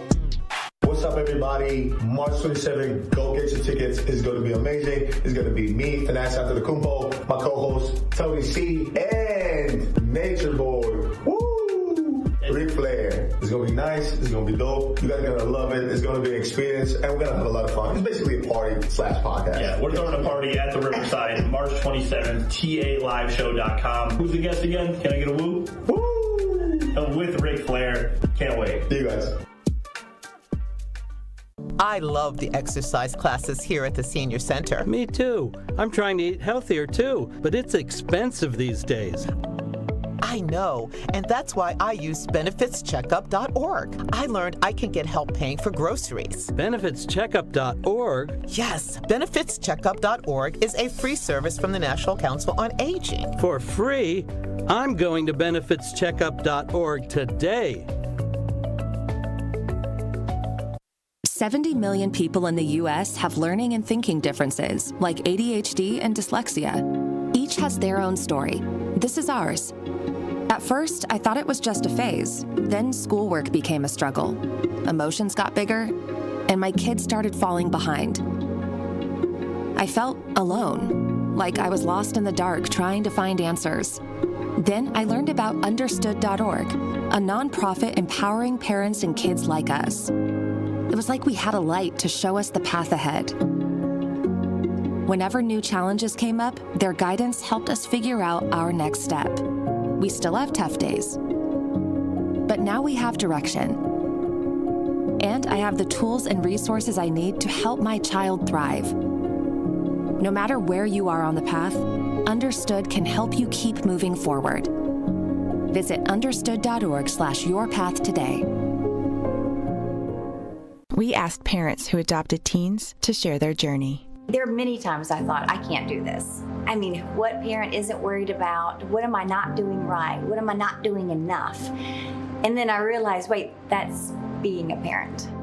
Don't worry about being perfect. I've had around 3 other mother figures in my life, but only one of them has taught me how a mother loves. The greatest reward for me is he makes me better every day. I would tell a family considering adopting a teenager that teenager, whoever it is, needs you, and they need what you have to offer. Taylor's giving me hope. He's our son, and that is what he will always be. Learn about adopting a teen from foster care. You can't imagine the reward. Visit adoptuskids.org to learn more. A message brought to you by Adopt US Kids, the U.S. Department of Health and Human Services, and the Ad Council. This is The Truth with Sherwin Hughes on 1017 The Truth, The Truth app, and 1017thetruth.com. Out in the street, they call it murder. Jump with the thugs and campers. Our phone number is 833-212-1017, 833-212-1017. I'm watching very closely, as I hope you all are too. The first midterm elections of 2026. You got a handful of primaries in the state of North Carolina and Arkansas, and in Texas, with Texas being my current focus because Jasmine Crockett is looking to get a promotion to go from the lower chamber, which is the U.S. House of Representatives, to the U.S. Senate. Now, again, this is just a primary. She's running against a white fella named James Tallarico, who,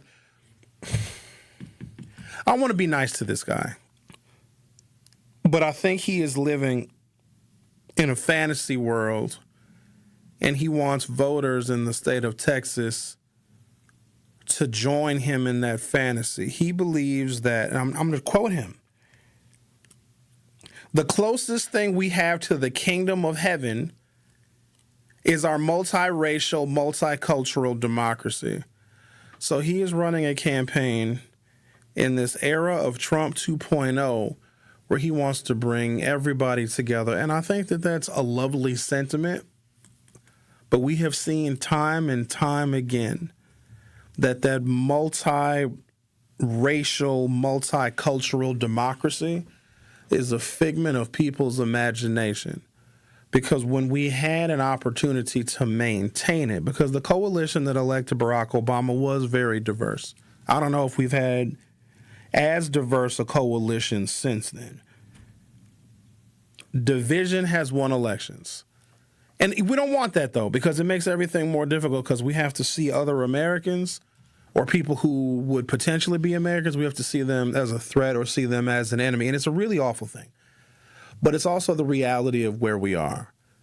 And I am not entirely sure. And maybe I'm going to be proven wrong. That's why I'm going to watch this election, this primary election in Texas, because we know Jasmine Crockett very well. She's been on 1017 The Truth, at least 4 or 5 times. She's interviewed with damn near all of us at one point in time during 2024. She was a surrogate for Kamala Harris.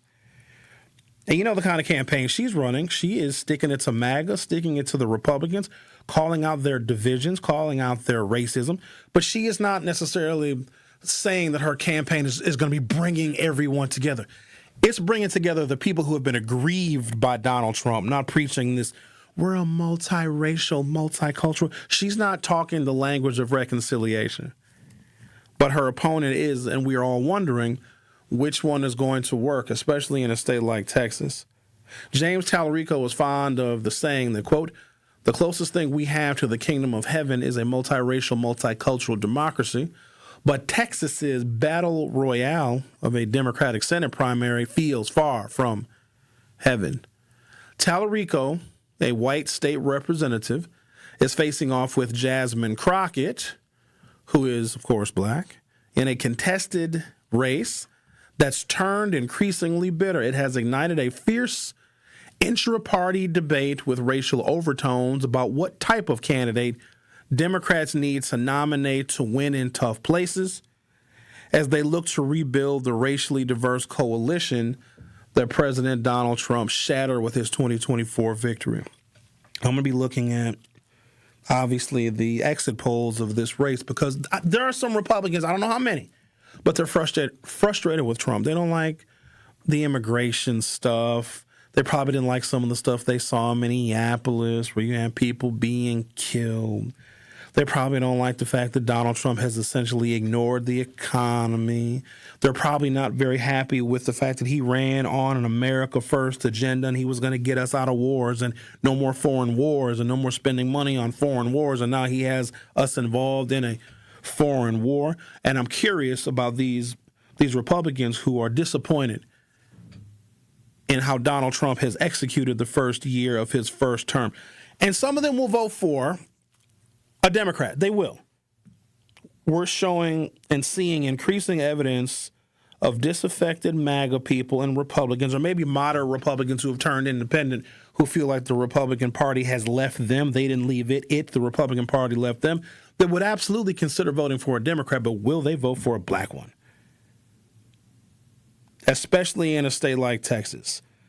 Will moderates, independents, disaffected Republicans, and even people that have peeled away from the MAGA coalition, because all of that was just, it was all false narrative, the whole MAGA thing. It was just designed to manipulate people. And even with the immigration enforcement, they're not even telling us how many people are being deported. There was a period of time during the first year, because we're in year 2 now. All these years are running together. But they would tell us how many people were actually being deported, and they were showing us where they were going. They were going to Central America. They were going to El Salvador. They were going to South America. They stopped telling us about where deported people are even going because they're not even deporting them. They're keeping those individuals here. And, oh, guess what? We're paying for that too. But will the disaffected MAGA people and the people upset with Donald Trump and they don't like what he's doing with the economy and getting us involved in foreign wars, will they vote for somebody black? Quote, neither candidate can afford to crack Democrats' multiracial coalition, and each candidate in Texas on the Democratic primary side is going to have to work really, really hard to build, maintain, and hold that coalition if they want to have an opportunity in the general election, said Jeff Rotkoff, a veteran Texas Democratic strategist who is neutral in the race. It is clear that from the math, in order to win Texas, you need to try to get everything right. In a state like Texas, Democrats need every single vote. They are desperate to win statewide after 30 years of losses and fear that they could blow it this year when the environment feels riper than ever. This also echoes of the race we're going to have here in Wisconsin. You guys know we have a governor's race going on. I have a feeling if I don't bring it up, nobody even knows that Tony Evers is not running again, which you do know. But we've got 7 Democrats who are vying to replace him, and there's literally nothing going on. That troubles me, because if there are 7 people running to succeed Governor Evers, 7 Democrats, how are they differentiating themselves from one another? I bet if I just asked a random person on the street, how many of those Democrats could they name? Now, we know you could name Mandela Barnes because he's run for the U.S. Senate before. He was also the first African-American elected lieutenant governor. But if Mandela wins the primary, because right now there's like nothing going on. I'm not seeing anything. In fact, I'm seeing more from Chris Taylor, who's a candidate for the state Supreme Court, which makes sense because her race is in April. But even that is relatively low profile. considering what is happening in this nation right now, you would think that the Democrats who are running to replace Tony Evers in Wisconsin, they'd be making a lot more noise. They would have a bold agenda. They would push back on Donald Trump's worst impulses. They would have something that would get the people in the state of Wisconsin interested and encouraged by their leadership. Literally none of that is happening. And one of the people running is a friend of mine. Actually, I'm friendly with several of the people. But it's silent, and there's 7 of them. And so if the race continues to stay under the radar, and maybe at some point it picks up and the Democrats running to replace Tony Evers start to make a little bit more noise, a little bit more attention, Mandela Barnes has the advantage. Even though there are people in the state of Wisconsin that are very frustrated with what is happening. They probably don't like the war. They're probably disappointed by how many times they've been lied to by Trump. Trump said he was going to focus on the economy. Trump said he was going to deport all of the people. He's not really doing either. He's basically a puppet for Benjamin Netanyahu. And I bet you there's some Wisconsin farmers who've lost their farms and have gone bankrupt because Donald Trump was making deals with foreign countries to get their produce and get their commodities in the United States, to the chagrin of many Wisconsin farmers. Will they vote for Mandela Barnes? That is the question. Can white rural voters in Wisconsin, who might have been hurt by hospitals closing, with reduced Medicare funding, with eliminated subsidies for the Affordable Care Act, that they've lost hospitals, they've lost their health care, they've lost their farms. Are they upset enough to not only change party, but to vote for a black candidate? And I think that still remains to be seen. I don't believe it. I don't have any trust in that. There was a period of time in which they did, though. Barack Obama brought coalitions of people together in this state, really unlike anything we've ever seen before. A lot of the places that are very deeply red and have been firmly red since Donald Trump entered the scene 10 years ago, they voted for Barack Obama. I don't think that they'd switch. I just don't we've become too racially divided to where, especially in a state like Wisconsin, I mean, Texas, of course, to where a white voter would feel comfortable being led by an African American. I think there's a game within the game. I think there's a psychology here, because those white voters, they probably voted for Trump since 2016. Maybe a portion of them did so against the best wishes of the black community. Because let's not pretend that the racism only existed with migrants and immigrants from Mexico. Chances are, if you don't like them, you don't like us either. But has Donald Trump made you mad enough and lied to you enough to where you would now consider voting for the black candidate who you ultimately voted against when you supported Donald Trump 3 times in 2016, 2020, and 2024? And I just don't know. I think we've gone so far down the racial separation that, who knows, I think people will endure even more suffering knowing that the Republican agenda is harmful, that it's cost them jobs, it's cost them opportunities, it's cost farmers, it's cost people their health care, it's cost people hospitals that have closed. I think they would rather continue down that path than vote for somebody black. But I could be proven wrong. You're listening to The Truth with Sherwin Hughes on 101.7 FM. I'll be back shortly. Don't touch that dial. The Truth with Sherwin Hughes will be right back on 101.7 The Truth, The Truth app, and 101.7thetruth.com. Need a way to hype up your day? Hello, is this Shirley? This is she. Shirley, you are our Gruber 5K giveaway winner this quarter. Congratulations. What would you do with $5,000? Going to look at buying me a pickup truck. That will be some of my down payment. Stay tuned into 101.7 The Truth for your chance to be entered into the Gruber Law Office's 5K giveaway. For contest rules, visit 101.7thetruth.com. I love you guys. I got money now.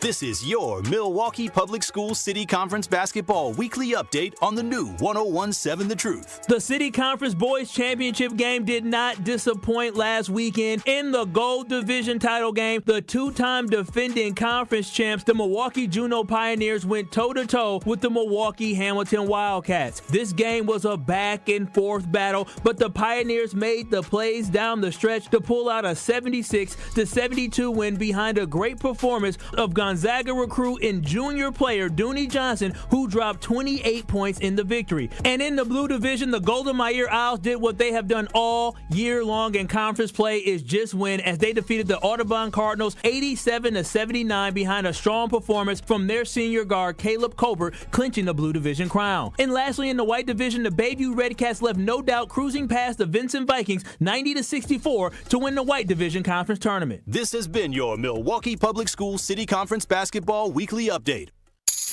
Feeling lucky? Then roll into Potawatomi Casino Hotel Milwaukee this March for Lucky Rollers. Every Thursday, we're giving away over $70,000 in prizes. Play with your Potawatomi rewards card for entries, and you could roll out with $550 in reward play.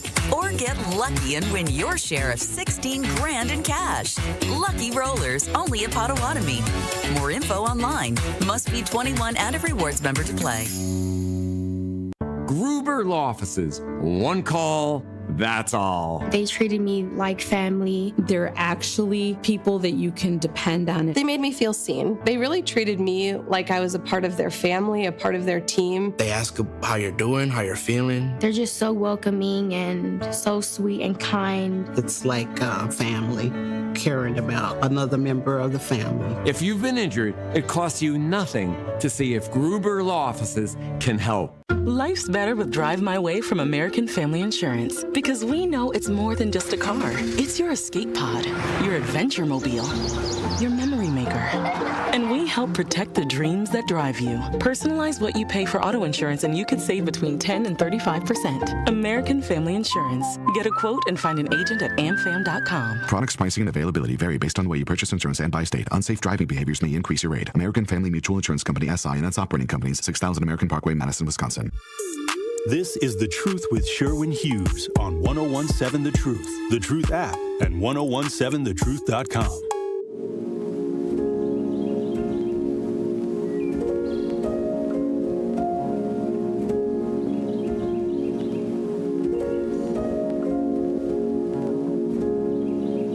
I can't pronounce his name, Daniel.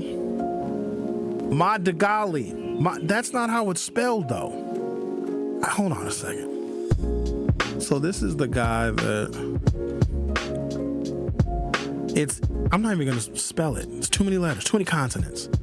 Well, he was the cybersecurity chief with the Department of Homeland Security, and he just quit or was fired on Thursday, leaving the nation without somebody leading our cybersecurity. And we have just gone to war with a nation that is known for its effective use of cyber warfare. And of those of you that have been hacked before, oh, it's horrible. It's so bad. My Facebook page got hacked, had to start over again. I got skimmed one time. You know how you use your card. This is when I started using my credit cards for everything. I'm not using my debit card for anything. You know how they can put these little skimmers? So, you slide your card in, like at the gas pump, back in the day when I was buying gasoline. They can put a little device that it affixes to where you slide your credit card or your debit card in, and it copies your debit card and credit card information. And then they go and retrieve the skimmer, at a later date and time, and it has all of the credit card information of everyone who used that terminal at that gas station or whatever retail outlet. I've had that happen to me before. So being hacked is awful. They get all your personal information. You got to file all these claims. The same thing can happen to the U.S. government. And it is now a part of warfare. Cybersecurity is a big deal. Some of you maybe have been involved in settlements where your information was leaked, and they'll do something like, give you $50 and give you free credit monitoring for a year. And that's small scale stuff. What Iran has the probability and possibility of doing to us is untold. And we have nobody in that position right now.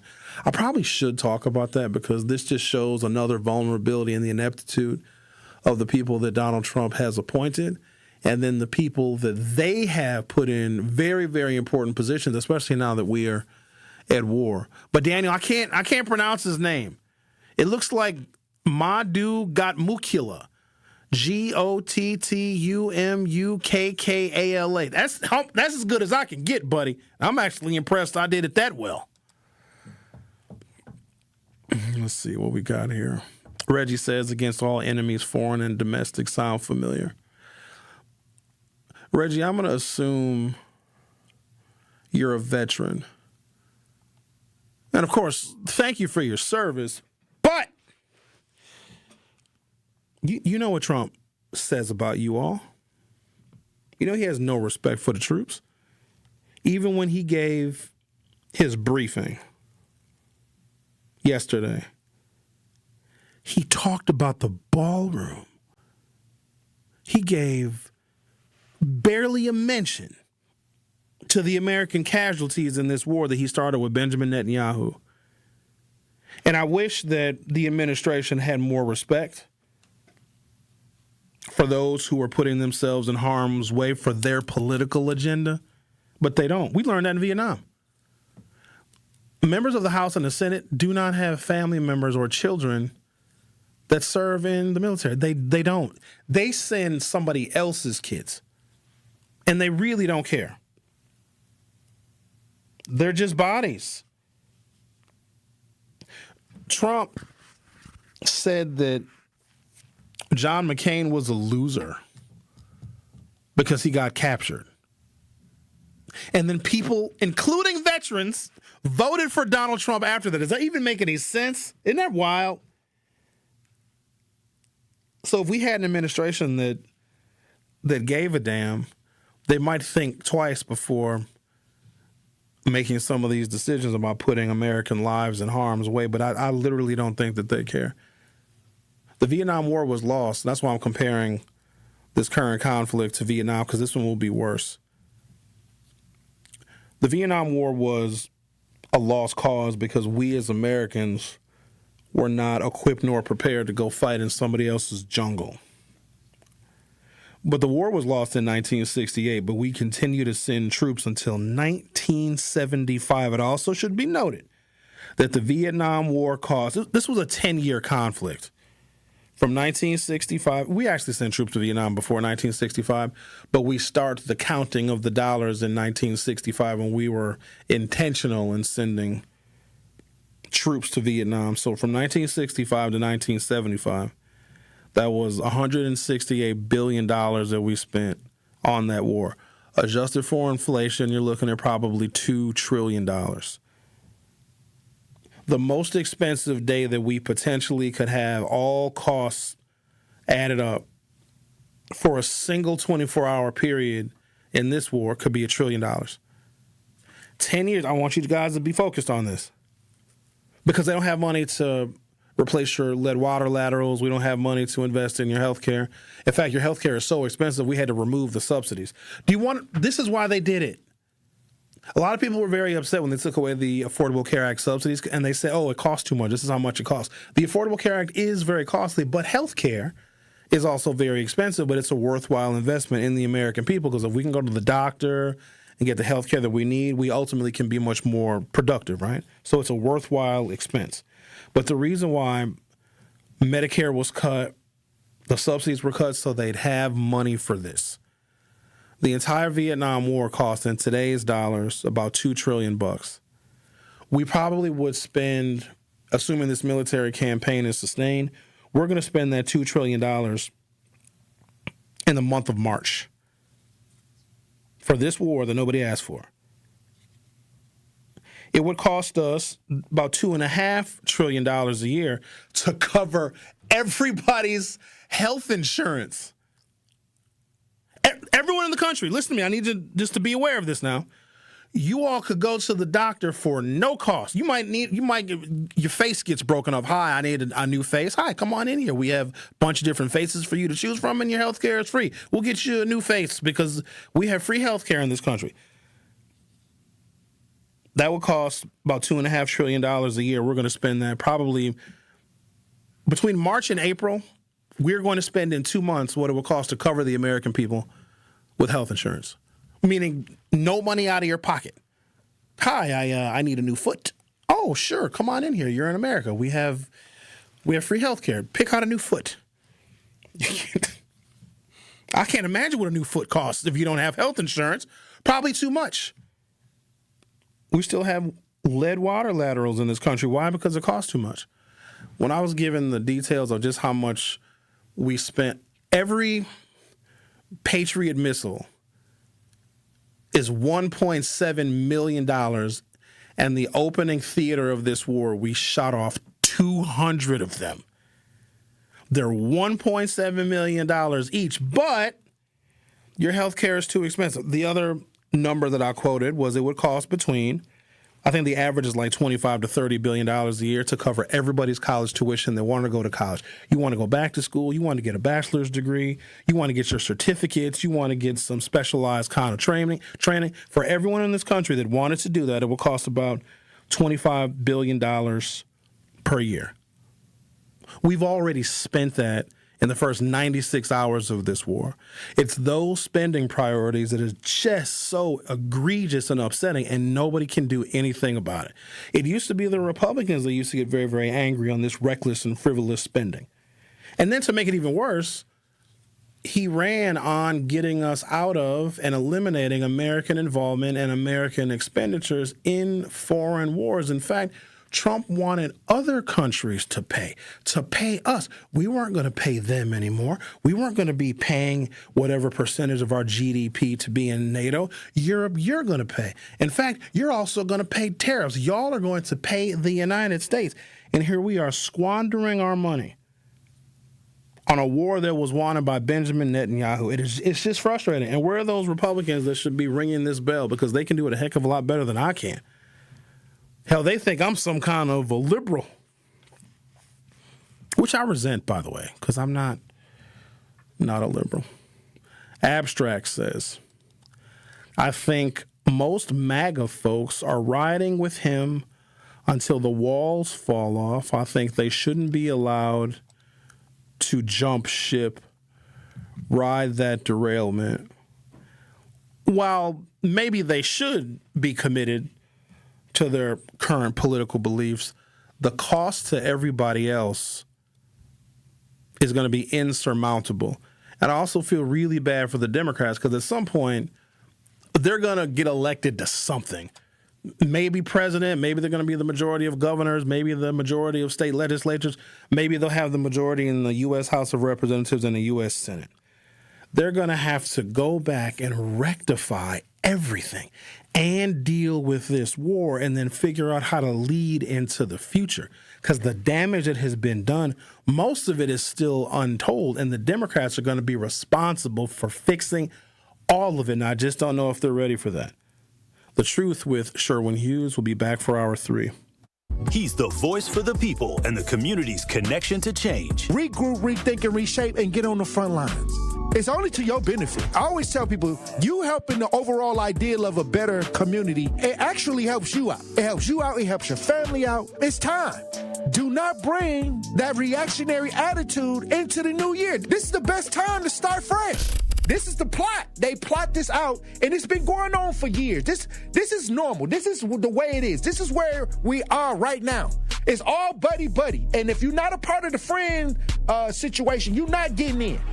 They don't want nobody getting in and seeing where the messy. That's why I'll never get in. Because they know I'm not going to play around about my community. They know I'm not going to sit in no meetings and see y'all shucking and jiving and sniggling and giggling and not say nothing about it. I'm going to tell you to shut up. The Tory Lowe Show, weekdays from 1 to 4 p.m. Live on YouTube and right here on 101.7 The Truth. Dad's going to be far side. Good. What should I do with my dress? Do little wiggles. The slate's coming in. What does it feel like when you're down or having a bad day? It feels sad, like you just don't want to do anything. All my little emotions in my head is just running crazy. I don't know what to do. As a teacher or coach, do you ever feel overwhelmed supporting kids' mental health? I had never experienced players being so down that they can't even participate. He's just in tears in the huddle. I didn't know what to do. Teachers need tons of help. Kids Mental Health Foundation offers educational materials to help guide conversations with our students. It's so important that we are constantly educating ourselves. It's the same as the CPR class to me. We're trying to save a life here. The Kids Mental Health Foundation has free tools and information developed by experts because kids' mental health starts with all of us. Scan the QR code or check out kidsmentalhealthfoundation.org to get started. When I was diagnosed with Hodgkin lymphoma, I had so many questions. I didn't even know that it was cancer. Now I do. It is cancer. Blood cancer. It's actually one of more than 100 different types, and they're all treated differently. Now, unlike some other forms of cancer, usually there's no tumor. You can't screen for it to prevent it, and the symptoms can look like other things, so it could be hard to diagnose. I had a fever for weeks. I was so tired all the time. I didn't feel like eating or doing anything else for that matter. And I know that this can feel scary. But if you know what to look out for, you'll know what to tell your doctor. And you'll feel more empowered to take the next steps. Like getting in touch with the people who know the ins and outs and can help with everything blood cancer related. Blood Cancer United. They work one-on-one with each person who reaches out to answer questions and offer resources. Blood Cancer United was there for me, and they can be there for you. Go to bloodcancerunited.org to learn more. You are listening to the home of Milwaukee's realest conversations. 1017 FM, 1510 AM WGKB Waukesha, and W269DL Milwaukee, a locally owned Good Karma brand station. This is The Truth with Sherwin Hughes on 1017 The Truth, The Truth app, and 1017thetruth.com.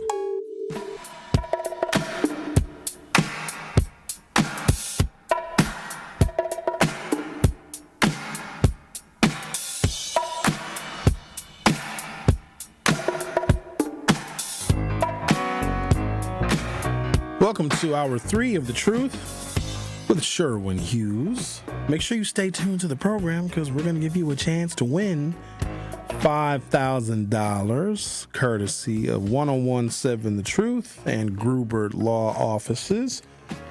And Mao just told us in the YouTube chat that credit card debt has reached $1 trillion. So some of you probably could use this $5,000 to pay your credit card bills. I'm very careful with how I use my credit because it's just too easy.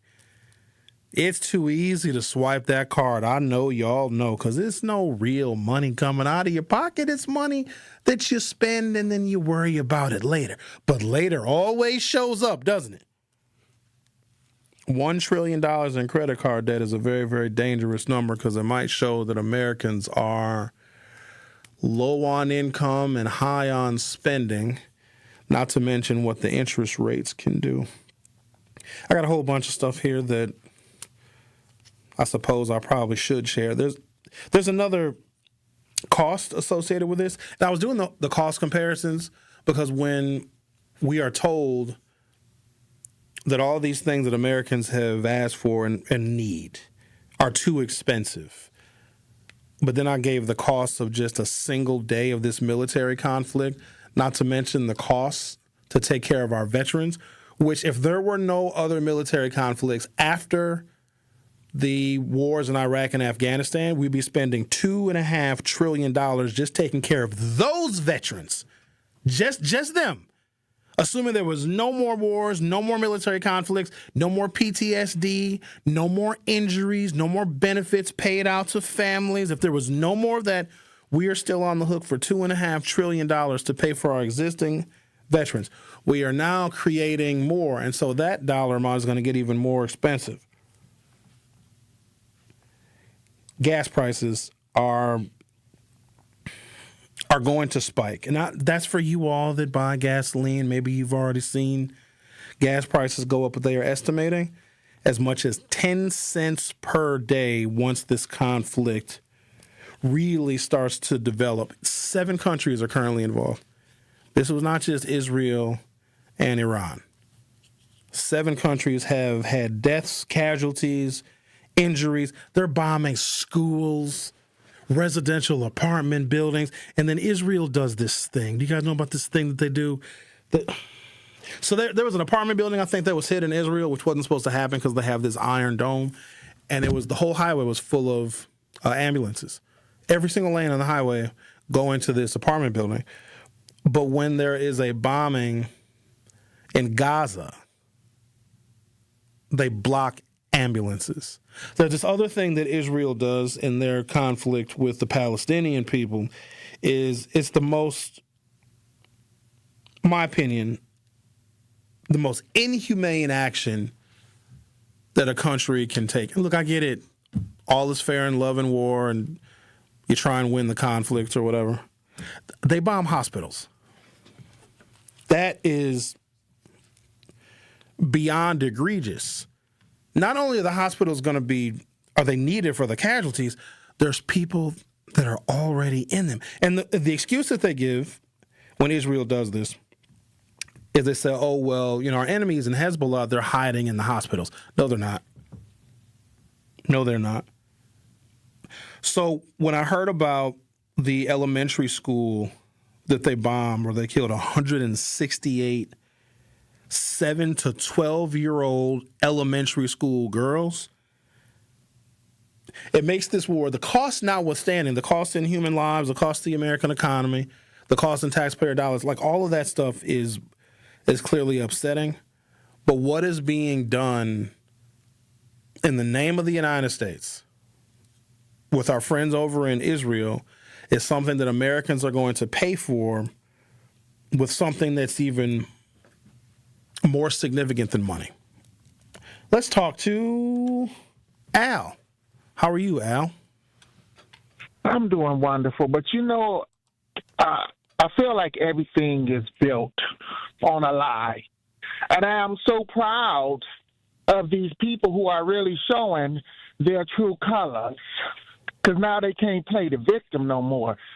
But I feel like some of them are misdiagnosed, and they might be slightly slow, and maybe they should have got a crazy check. Now, this man said anybody who's in the military is suckers and losers, yet more people gonna die. Yeah, you never served in the military. And to me, that's a slap in anybody's face who's a mother, a father, a son, or a daughter of a veteran who served this country while this person sat on a big, fat, nasty, crusty ass and didn't do nothing. Then the same person said if I was going to run, I'll be a Republican because they're stupid. And you got these same people who say, oh, he's the next thing to God. And I'm like, wow, where's your pride? There's no way I'm going to let somebody just degrade me and then I'm still going to vote for you. So I'm thinking it has to be a misdiagnosis. But what I find to be so funny when it comes from children being touched, people still thinking it's 1932, that you're going to rule the world of the future. And it's a lot of dead souls that's walking this earth. But my question to you, have you heard anything about where they said Barron allegedly might be his daughter's son? Because you do know in these so-called royal families with the royal disease, it was a lot of inbreeding. And I know some people going to be offended, but y'all got to check y'all history. It was a lot of inbreeding because they wanted to keep everything in-house because they didn't want other people to come in the house. And I'm glad some of our black people did not go in that house. So hang on, Al, hang on a second. So you heard that Barron Trump might not be Melania's, but somebody else. Who's the mama? Who's Barron's mama? The daughter. The daughter who was sitting on his lap? Ivanka. Yeah. No. Allegedly. They weren't. That's what I've been hearing. They weren't even pregnant at the same. We remember when Melania was pregnant, so the pregnancies didn't match up. I mean, I know some outrageous stuff about Donald Trump is very believable, but some of it is pretty obviously not believable. But no, I don't think so. And But my thing is, I'm still just trying to understand some of these white people who say, "Well, he's the next thing to God," or "We need to go to war." So if you feel we need to go to war, especially you white people, make sure you get your Lyft, your Uber, your $2.25, your $2.25, and you take your white ass over to Israel and you fight for this country. And then when you become maggot food or maggot protein as you rot in that casket, as your body smell like death and stank, and your soul probably will go somewhere because they will never welcome you in hell because the devil is getting down in hell. They don't need no people like y'all because y'all too fake and phony. Then you can say you died for your country. And I'll hang up and listen to your comment, and have a good day, everybody. Happy Tuesday. Bye-bye. Okay, then. All right, now. Bye-bye. Bye-bye. Okay. They only voted for him because he's racist. White women that outperformed every other race and ethnicity of woman. They don't like the misogyny, but they love the racism. That's why they vote for him. I want to give an example to where hopefully African Americans can relate to the example that I give, because we still are perplexed, because we're using common sense and we're looking at all the ways in which Donald Trump has hurt white people, in some cases worse than he's hurt us. Because when you cut SNAP benefits, you're hurting a majority white population because they receive more, because there's simply more of them, and there's just more poor white people in this country. But black people that mostly live in urban areas, we have so many organizations and nonprofits. We were going to eat. You can cut our food stamps benefits off for 2 years and we're going to still be fat. Don't worry about us. We'll feed each other. The reason why they voted for him is because he's racist. All right, imagine if there was a candidate who said, "Hey, Black America, you've been harmed. You've been mistreated. You've been denied. You have been left out, left behind. Your children have been underfunded and under-resourced. Our schools are in bad shape. Our prisons are overflowing with nonviolent offenders that has happened to be over-policed. And you've been profiled by the police. And your life expectancy is too low. And black maternal mortality and infant mortality is too high." Imagine there's a candidate that's telling black people all of these things that we know, that we feel, that we see. And they say things like your communities are underinvested in. They look like third world countries. And this candidate says, if you vote for me and I win, you're going to get everything you've ever desired. We're going to make white people pay. We're going to tax them. We're going to see which white people are here illegally. We're going to send them back. We're going to put tariffs on Europe. We're going to build your community and build factories and create jobs in the black community. We are going to make white people pay. Imagine if there was a black candidate that could get elected. It was speaking to black folks like that. We are going to make white supremacy fall to its knees. And let's say that candidate actually won. Let's say in some mythical version of America, black people could determine who the next president of the United States is, hands down, point blank, with no other allies. And they were speaking to us like that. They put whiteness and white supremacy in the crosshairs. And let's just say that president gets elected and they start making good on their promise. We're seeing construction projects in our neighborhood. We're seeing improvements in our healthcare system. They're building hospitals. Let's say they're better funding our public schools. Let's say we're really starting to see improvements. And this black candidate they're proving to us that they're doing right by us. We're getting jobs. Our wages are going up. Our health care is free, all because of this president. And they promise us reparations. That's the cherry on top. And let's say this person is doing all this for us, and they're costing white people, and they're costing the white community, and the white community is paying. Now, this president, this black president that is our savior, that is doing everything we've ever wanted, we are getting what we are owed. We're getting our reparations. We're getting investments. We're getting better education. We're getting our health care. And, oh, by the way, they happen to be, they rape a little bit. And not a lot, just they did it in the 70s. They did a little raping. And they may have a couple of felonies on the record. But remember, we all have big fat bank accounts because we're getting reparations and we're seeing the turning around of our communities, and our schools are better invested in, and our health care is free, and the black community is getting reparations, and we're getting down payments for our houses, and we're buying houses, and we're really, really starting to improve. We have money for entrepreneurship. But the president that's allowing all of this to happen, that is doing right by us, maybe they're making a couple of $1 billion on the side off of the presidency. We wouldn't care. We wouldn't care. We would turn a blind eye. And let's say our president that is building our community and investing in our schools and investing in our healthcare and giving us reparations. I'm not talking about a lump sum. I'm talking about $20,000 a month for the rest of your life, and it's coming out of the wealth that was stacked and stolen from white people. Okay? And that president maybe was a pedophile a little bit. Not a lot, just a little bit. We wouldn't care. We wouldn't return our $20,000 a month reparations checks. We wouldn't tell that president to stop building and replacing the old, dilapidated infrastructure in our community. We'd just be like, oh, well, nobody's perfect. We would be the exact same way. Here's the problem. Donald Trump is not doing those things for those people.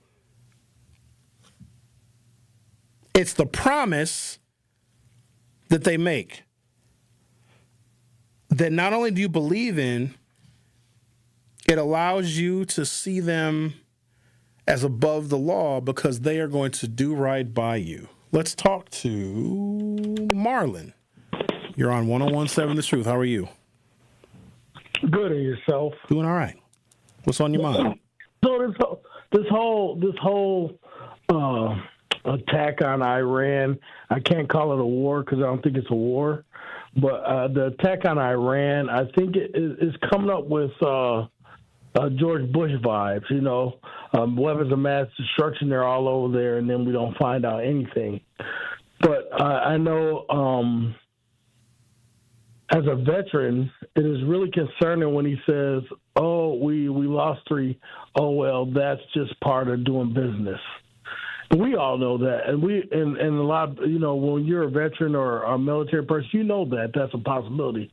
But the lack of empathy that just showed for those people, or now 9, who have passed away, or their families, is unbelievable. And I still can't understand, kind of like what you're explaining is why is people still following this guy.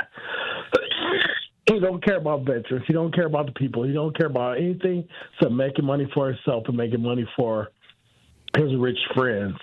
So as a veteran, I felt slapped in the face when he said, oh, well, that's just the cost of doing business. That's not the cost of doing business because we're over there doing something that shouldn't be done in the first place. Well, thank you for your service, Marlon. We appreciate your service to this country. That's for sure. Even if the president appreciate you. All right, Marlon. Trump has always been disrespectful to veterans.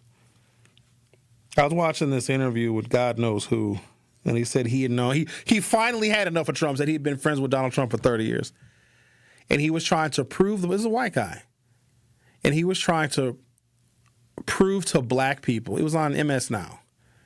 He's like, yeah, Trump hates black people. And he kept looking at the camera. He was like, he hates you. He called for the execution of the Central Park 5 after they were exonerated. He has repeatedly said that black people are stupid. Apparently, Trump said something in 1997, which either we didn't care about or we weren't paying attention to, relating to black people being stupid. He was sued by the Department of Housing and Urban Development in 1972 because they would not rent their apartments that he and his father owned in New York to black people, and got fined by the Department of Housing and Urban Development. This man also said he has been to Mar-a-Lago more times than he can count over the however many years since Donald Trump bought it. He said he's never seen a black person in Mar-a-Lago ever, not even staff. They don't even hire black people in Mar-a-Lago, not even to do menial jobs. This guy is like trying to convince black people like Trump actually literally hates you. That's why Trump is so popular with those folks. That's why he's not losing his support, because he hates the same people they do. We confuse bigotry, prejudice, and racism.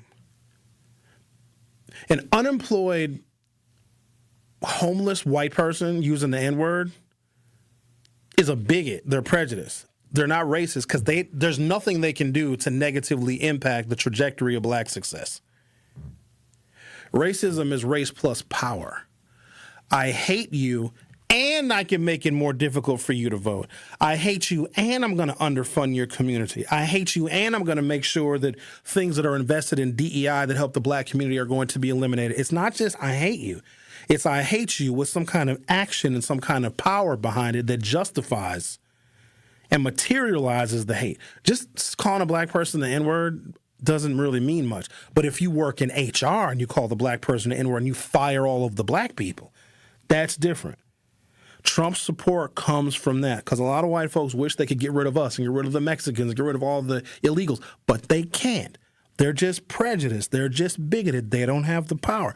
Trump actually has the power to remove people and to incarcerate people. And if you go back and look at his last term, he ordered the execution because the federal death penalty basically doesn't exist. That's why you never really hear about it very often. A handful of states may have the death penalty, but the federal government has always had it, but they never use it. Trump executed more people in his last, so he lost the election in November of 2020. Biden gets inaugurated January of 2021. They said between the time that Donald Trump lost the election and by the time Joe Biden got inaugurated, he had executed more people than the previous presidents in the last 50 years. Take a break, come back. Going to talk to the foremost expert on military campaigns and foreign policy on the other side. I can't wait to have this interview. This is going to be great. You're listening to The Truth with Sherwin Hughes on 101.7 FM. I'll be right back. Don't touch that dial. The Truth with Sherwin Hughes will be right back on 101.7 The Truth, The Truth app, and 1017thetruth.com. The Horizon League Conference Tournament has arrived, and it is win or go home. On Wednesday night, the Milwaukee Panthers head to Michigan to take on the Detroit Mercy Titans in the first round of their conference tournament. Panthers with another takeaway. Aguilar with numbers left to right. Stevie Elam steps into a three and buries it. Scott Warris has the coverage Wednesday starting at 5:30 p.m. on 101.7 The Truth and the Milwaukee Panthers Sports Network from Learfield. Tip-off happens at 6 o'clock. This is your Milwaukee Public Schools City Conference Basketball Weekly Update on the new 101.7 The Truth. The City Conference Boys Championship game did not disappoint last weekend. In the Gold Division title game, the two-time defending conference champs, the Milwaukee Juneau Pioneers, went toe-to-toe with the Milwaukee Hamilton Wildcats. This game was a back-and-forth battle, but the Pioneers made the plays down the stretch to pull out a 76-72 win behind a great performance of Gonzaga recruit and junior player Dooney Johnson, who dropped 28 points in the victory. And in the Blue Division, the Golden Meyer Owls did what they have done all year long in conference play, is just win, as they defeated the Audubon Cardinals 87-79 behind a strong performance from their senior guard Caleb Colbert, clinching the Blue Division crown. And lastly, in the White Division, the Bayview Redcats left no doubt cruising past the Vincent Vikings 90-64 to win the White Division Conference Tournament. This has been your Milwaukee Public Schools City Conference Basketball Weekly Update. Life's better with American Family Insurance because we know you love working weekends. If it means working on your dream home, both inside and out. And we're here to help protect those dreams so you can enjoy peace of mind. Save up to 40% when you bundle home and auto. American Family Insurance. Get a quote and find an agent at amfam.com. Products, pricing, and availability vary based on where you purchase insurance and by state. Some exclusions apply. American Family Mutual Insurance Company, SI, and its operating companies, 6000 American Parkway, Madison, Wisconsin. Adversity on King, we believe taking care of our community starts right here, together. Every day, neighbors step up to donate blood, helping save lives in Milwaukee and beyond. But Versity on King is more than a donor center. It's a place for health education, community connection, and support, especially for families facing conditions like sickle cell disease. When you donate blood, you're not just giving. You're showing up for your community. Visit versity.org/VersityOnKing to learn more or schedule your donation today. Versity on King, rooted in community, powered by hope. Natural gas is a clean, reliable, and convenient source of energy delivered directly to you through underground pipelines. The pipeline system has an excellent safety record, but there are clues that can help you identify a potential hazard. If you smell the strong odor of rotten eggs, hear an unusual hissing sound, or see blowing dirt or debris, it could be a natural gas leak. Leave the area immediately and call We Energies at 800-261-5325. We Energies. People you can trust. Energy you can depend on. This is The Truth with Sherwin Hughes on 1017 The Truth, The Truth app, and 1017thetruth.com.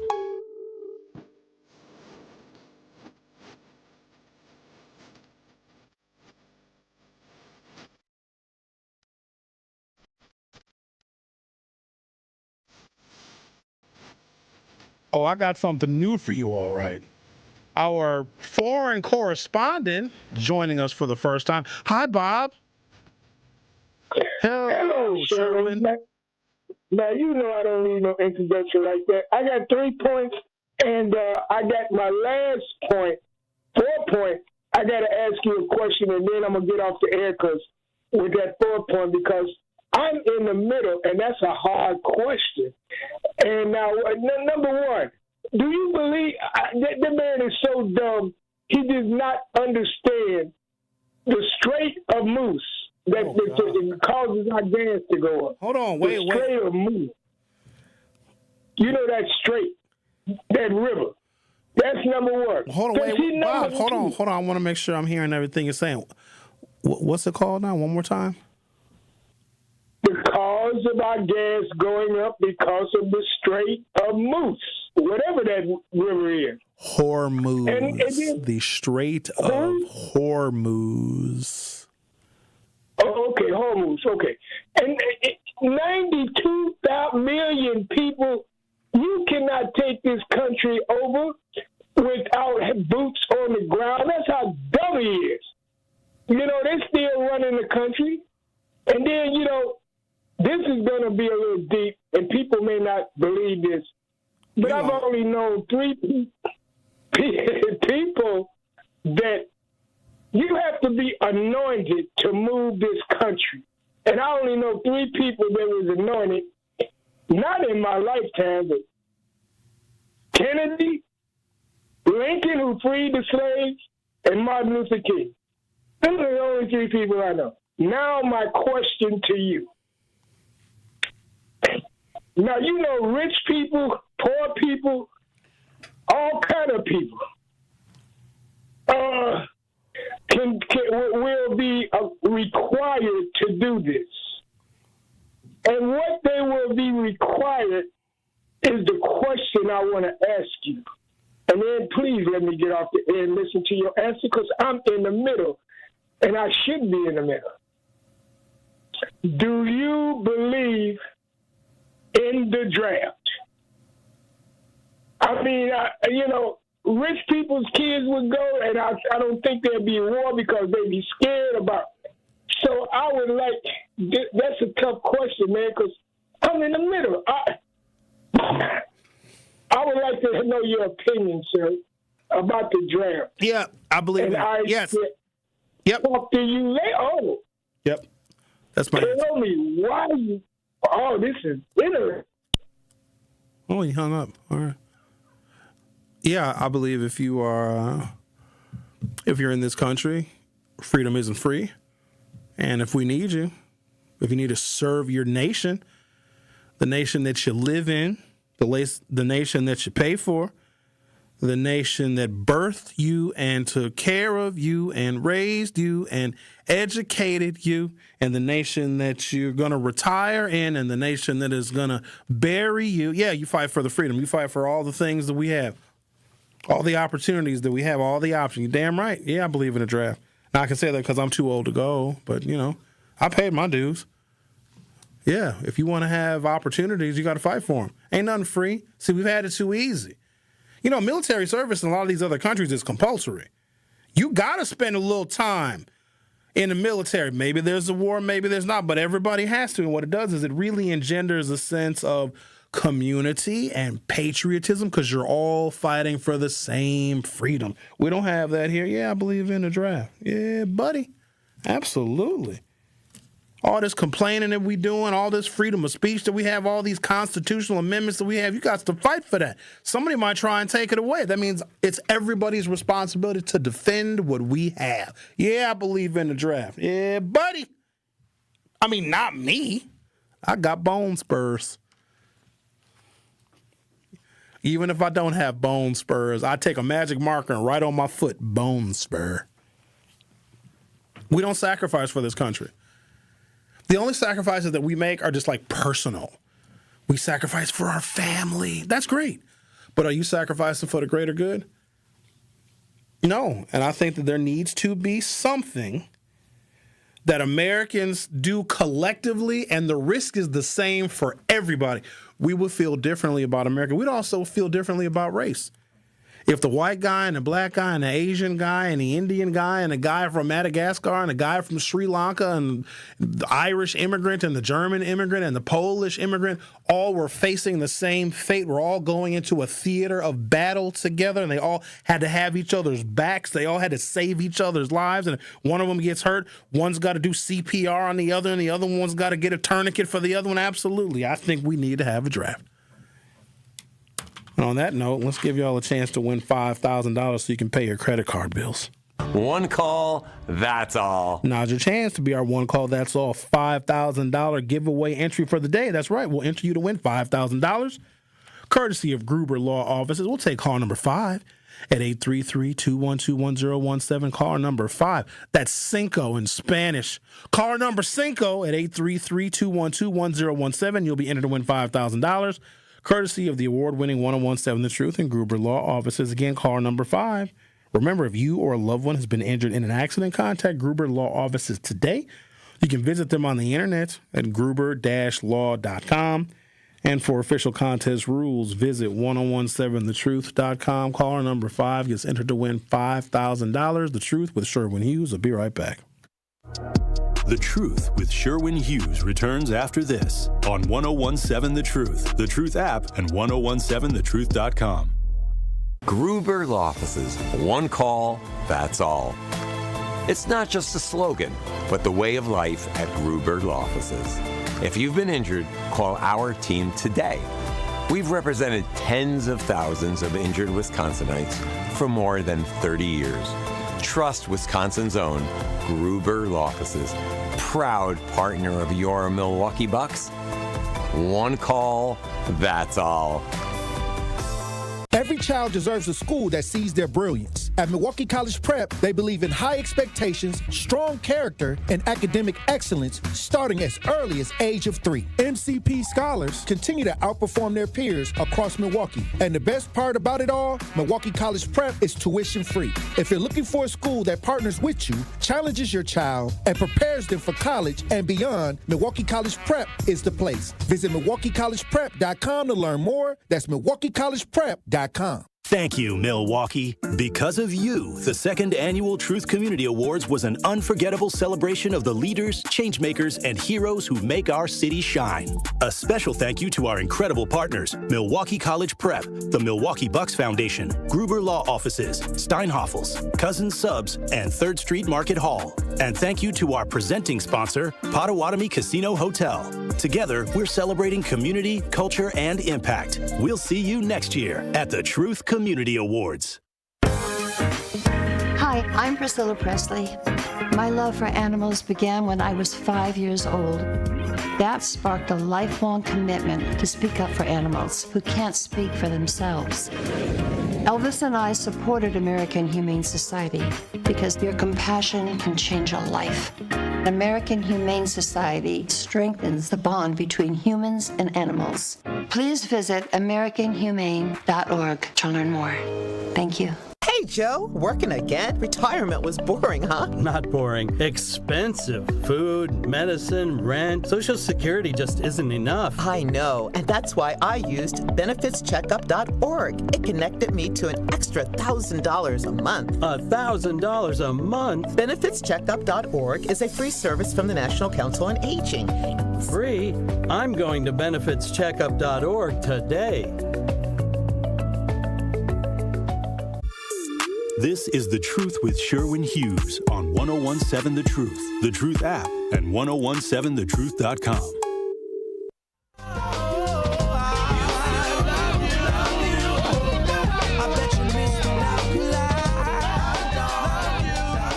Too many people sneezing. Hey, now, who is this?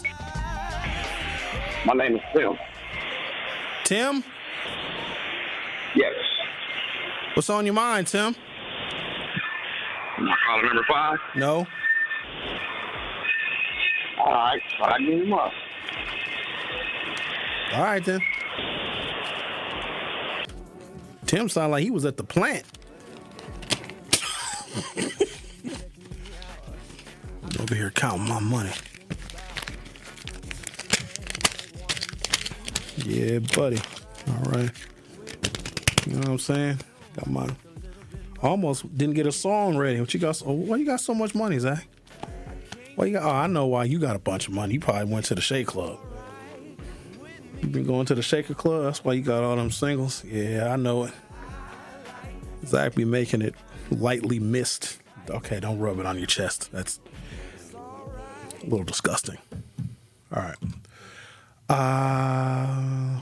Where is this story at?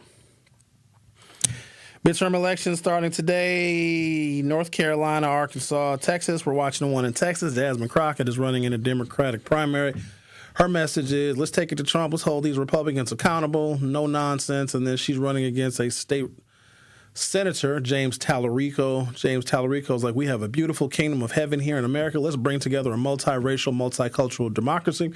Even in the days and times of Donald Trump, James Tallarico, who is white, that is running against Jasmine Crockett in a Democratic primary for U.S. Senate in Texas, he is trying to reconcile and bring everybody back together, where Jasmine Crockett is not exactly trying to do so.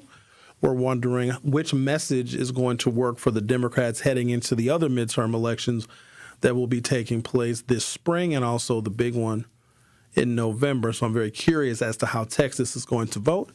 There also are a number of congressional districts in Texas that Donald Trump wanted gerrymandered. He wanted to gain 5 more Republican seats. You guys remember some of the gerrymandering talk that Trump was ordering Republican governors to commit so that they could increase the footprint of Republicans in the House of Representatives, even though approval ratings for Republicans and Trump are going down.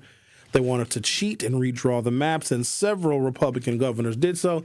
In Texas, it is likely to be a wash because they incorporated more Hispanic and Latino voters who did break for Trump in 2024 but have since pulled away from him. So when they drew those additional maps in Texas to incorporate 5 new Republican districts, they included far too many Latinos and Hispanics. I think that's also perplexing, too, to a lot of African Americans, because if Donald Trump is deporting Latinos and Hispanic people, why does he have, or did he have, such strong support amongst other Latinos? You got to remember, there is a religious component. There are a lot of Latinos that are very much pro-life, very Catholic, and they are very biblical. And for some reason, Donald Trump appeals to those folks. But then there's the other issue that maybe we don't see. So we know this as black folks. We're not united with all black people. We're not. In fact, black African Americans don't necessarily fight for or stand with Africans, even though we're all technically black. They have whole different countries. They have whole different nationalities. They have whole different history. Just because our skin color may be similar does not mean that we all have the same interests. Same with some Latinos, especially if you know what people had to go through to immigrate to this country and become a citizen. Sometimes it takes 20 years. Look, immigration might say, look, you got to be here at 10 o'clock. You might have to work that day. You might got to pull your kids out of school. When they tell you got to report to fill out your paperwork or to have a meeting with an immigration official, you literally got to stop what you were doing and go. And they don't have to give you notice, but if you miss a meeting, that's it. You're done. They'll kick you out of the country. Imagine going through that for 10, 15, or 20 years. You know how mad you get at somebody that comes over here, just comes across the border and didn't do any of that? And they are working for less than minimum wage, which means that your wages that you're getting paid are being undermined by somebody who, quote unquote, skip the line. They didn't go through the process, and it's expensive. You got to hire lawyers upon lawyer upon lawyer upon lawyer. So I totally can understand that frustration. If you and your family went through 10, 15, or 20 years of having to go to the immigration office and sit there and take citizenship tests and pay untold amounts of money and be inconvenienced on the whim of the federal government, and then you find out somebody just walked across the border and they've been here for 30 years and never had to deal with any of that, now that person that walked across the border is facing deportation, but maybe not. So when Trump said he wanted to kick the illegals out, some of the first people that would agree with that are people that had to follow the ridiculously stringent rules to become an American citizen. Because also those folks are coming over here and undermining wages. Now, this is from a Latino Hispanic point of view. As a black person, I see it totally differently. I actually do not care. I don't think that my employment, my vocation, and my prospects for economic independence is all that much impacted by someone who is in the country illegally. If anything, if their wages are lower, it might save me money at the restaurant. If you're paying your wait staff less than minimum wage, because I mean, what are they going to do? They're illegal. Who are they going to tell? Are they going to go snitch? Of course not. They'll get deported. Now, I know that that's not fair. It's not fair to them, but how sorry am I supposed to feel, and how much sympathy am I supposed to have for someone who, knowing what they know about this country, the divisions, the bigotry, there's still poverty in America, knowing all that we know. And they know just as much about this country as we do. And they still choose to come here.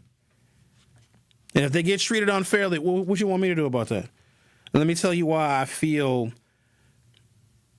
that way. And I might sound insensitive.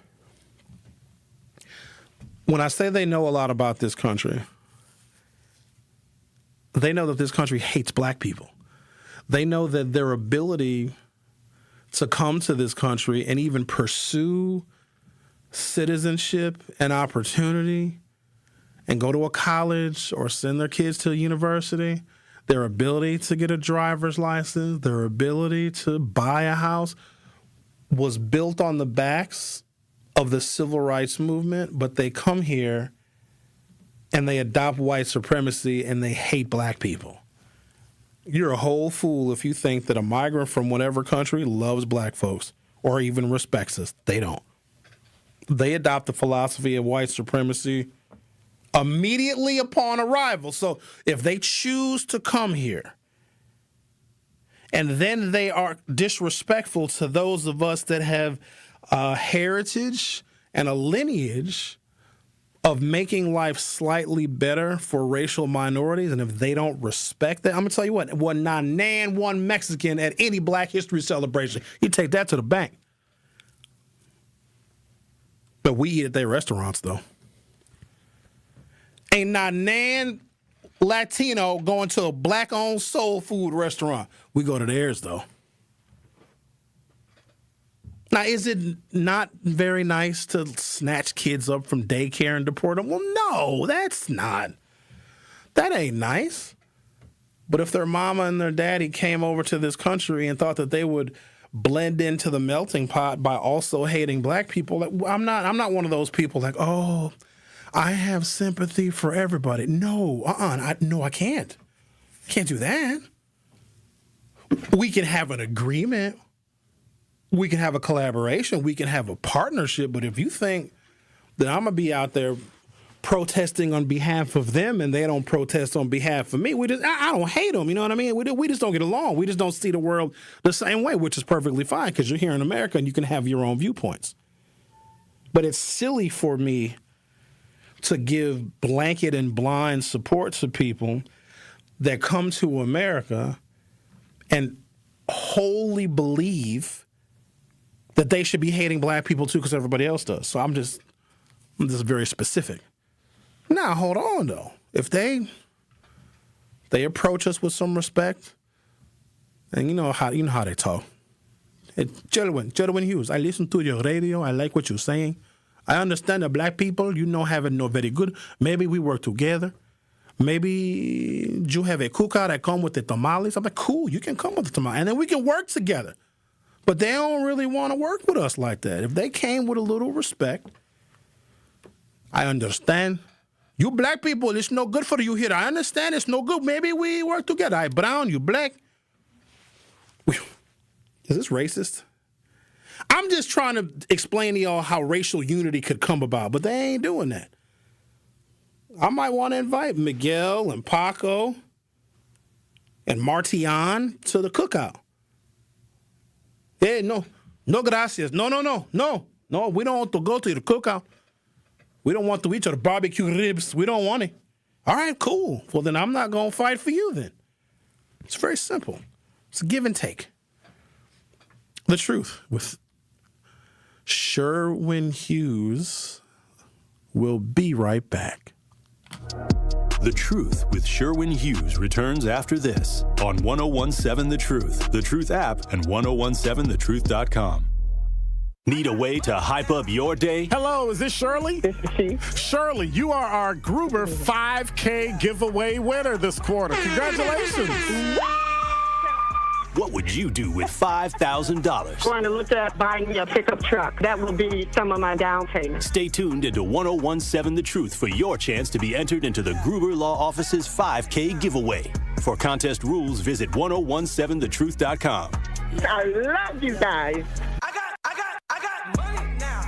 This is your Milwaukee Public Schools City Conference Basketball Weekly Update on the new 1017 The Truth. The City Conference Boys Championship game did not disappoint last weekend. In the Gold Division title game, the two-time defending conference champs, the Milwaukee Juno Pioneers, went toe-to-toe with the Milwaukee Hamilton Wildcats. This game was a back-and-forth battle, but the Pioneers made the plays down the stretch to pull out a 76-72 win behind a great performance of Gonzaga recruit and junior player Dooney Johnson, who dropped 28 points in the victory. And in the Blue Division, the Golden Meyer Owls did what they have done all year long in conference play, is just win, as they defeated the Audubon Cardinals 87-79 behind a strong performance from their senior guard Caleb Colbert, clinching the Blue Division crown. And lastly, in the White Division, the Bayview Redcats left no doubt cruising past the Vincent Vikings 90-64 to win the White Division Conference tournament. This has been your Milwaukee Public Schools City Conference Basketball Weekly Update.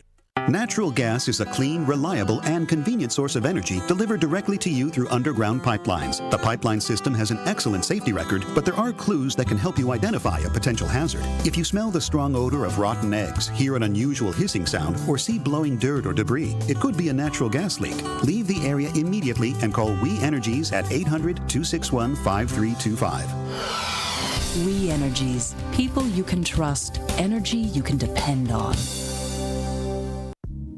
Join me every Friday at 11 a.m. for the Milwaukee Experience with Sherwin Hughes, presented by Visit Milwaukee. We're a city that knows how to celebrate, where the calendar is packed with festivals, the plates are piled high with flavor, and a lakefront sunrise sets the stage. Here in Milwaukee, every street leads to something worth savoring, a place that welcomes you with open arms and where joy is shared in bites, beats, and cheers. The Milwaukee Experience every Friday at 11 a.m. exclusively on The Truth with Sherwin Hughes, presented by Visit Milwaukee. Life's better with Drive My Way from American Family Insurance, because we know it's more than just a car. It's your escape pod, your adventure mobile, your memory maker. And we help protect the dreams that drive you. Personalize what you pay for auto insurance and you could save between 10 and 35%. American Family Insurance. Get a quote and find an agent at amfam.com. Products, pricing, and availability vary based on the way you purchase insurance and by state. Unsafe driving behaviors may increase your rate. American Family Mutual Insurance Company, SI, and its operating companies, 6000 American Parkway, Madison, Wisconsin.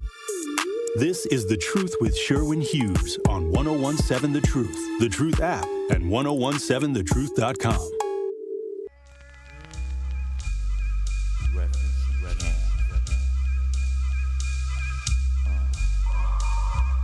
We used to be number 10, now we permanently one. In the battle, lost my finger. Mike became my arm, pistol nozzle hits your nasal. Blood becomes lukewarm, tell them, CJ says, I love when Bob calls.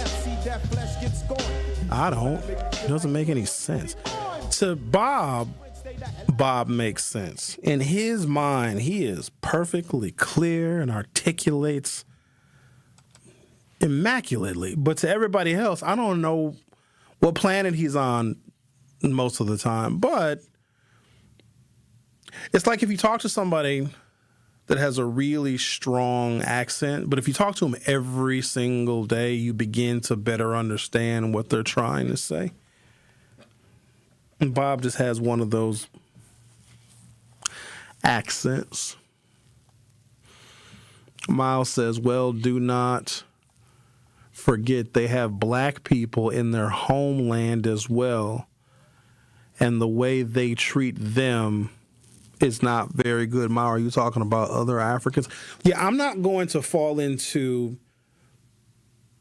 the colonizer mindset, like, oh, all you black people are the same, even though you have different histories, nationalities, different languages, different culture, food, music, all different. I'm not, because they see us the same because they treat us the same. They don't see the difference and they don't see the nuance. But we do that too, though. Like, all white people are just, you know what I mean? They're all white. And the Italians get mad. They have the nerve to say, I'm not white. I'm Italian. Shut up. You're white. Any Western European country. We do the same thing with Latinos and Hispanics. There's some of them speaks Portuguese. They don't even speak Spanish. Some speak English. Some are Caribbean. Some are South American. Some are Central American. Some are Native American. Yeah, there's nuance, and we don't see white people, I don't anyway, as separate, because a lot of times they shed their nationality to become American and to digest the fable and the fairy tale that America is. It's a country for white people that was settled by great people, and our founding fathers created the Constitution. Them dudes were rapists, human traffickers, and slave owners, and murderers, and drunks. They had sex with kids too. Make no mistake about it. Yet they put these people on these pedestals, and there's so many people that left their country. Like, you had white people from Poland. They changed their last names to sound less Polish, which I don't blame you, Polish people, because some of your names are a doozy. You know, in English, we have silent letters that you don't pronounce. Like in knife, you don't pronounce it knife, it's knife. Or the word no, K-N-O-W, you don't pronounce it kno. So we'll have silent letters sometimes. Like the word cake, which some of you women have in spades. You don't pronounce the E on the end of cake. You don't pronounce it cakey. It's cake. Polish people have like silent Z's. That's too much. That's ridiculous. So they changed their names because they didn't want their ethnicity identified, because they didn't want to be discriminated against. And I think a lot of this is lost. It's certainly lost on white people now that see themselves and operate as a unit against everybody else. They're afraid of all the other people of color. They're afraid of being replaced. What they often don't speak about, or maybe they don't care, is that generations prior to their ancestors changed their identities, changed who they were so they could fit in to a racist nation. Changing their names, learning English. There were some parents that didn't even want their kids to speak the native language of where they came from. They wouldn't want anybody else to hear it. The Germans wouldn't let anybody hear them speaking German. The Italians wouldn't want anybody hearing them speak Italian because they may be discriminated against. Black people don't have that luxury. You can look at us and discriminate against us. With them, if they just change their name and if they act a certain way and if they speak really, really good English, they could blend right in. So they no longer had the ability to discriminate against one another. Because, oh, trust me, they did. Oh, the bad stereotypes about the Irish? Sorry, Irish people, but all your stereotypes are true. You like to fight a lot and you get drunk. What? I didn't create it. That's you all. Look at the mascot for Notre Dame.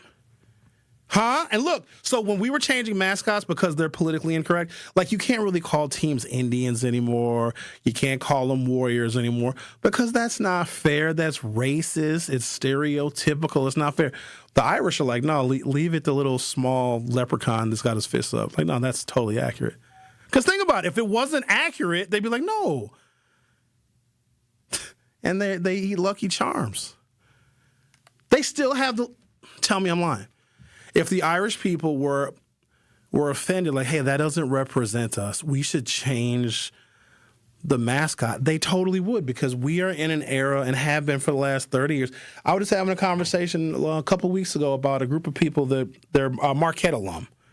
Because, I'm in a desperate search for someone that went to Marquette that's actually smart, and I thought I found a table. And we were talking to them, and they remember when Marquette were the Warriors. And because that was politically incorrect, they changed the name to the Golden Eagles because the Warrior was racist.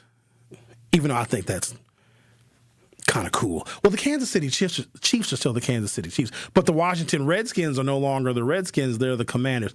I'll admit I liked them better as the Redskins, but then again, I'm not a Native American person who would have been offended by something like that. But the Irish were like, no, that's totally us. We're little leprechauns. See there, and they dance and they do the jig. Oh no, I didn't bring my shillelagh. I'll fight you, I will. I'll punch you square in your face. You. There you go. Take that.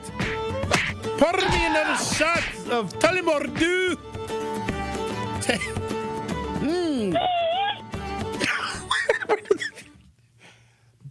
Baya, sure love to drink Guinness.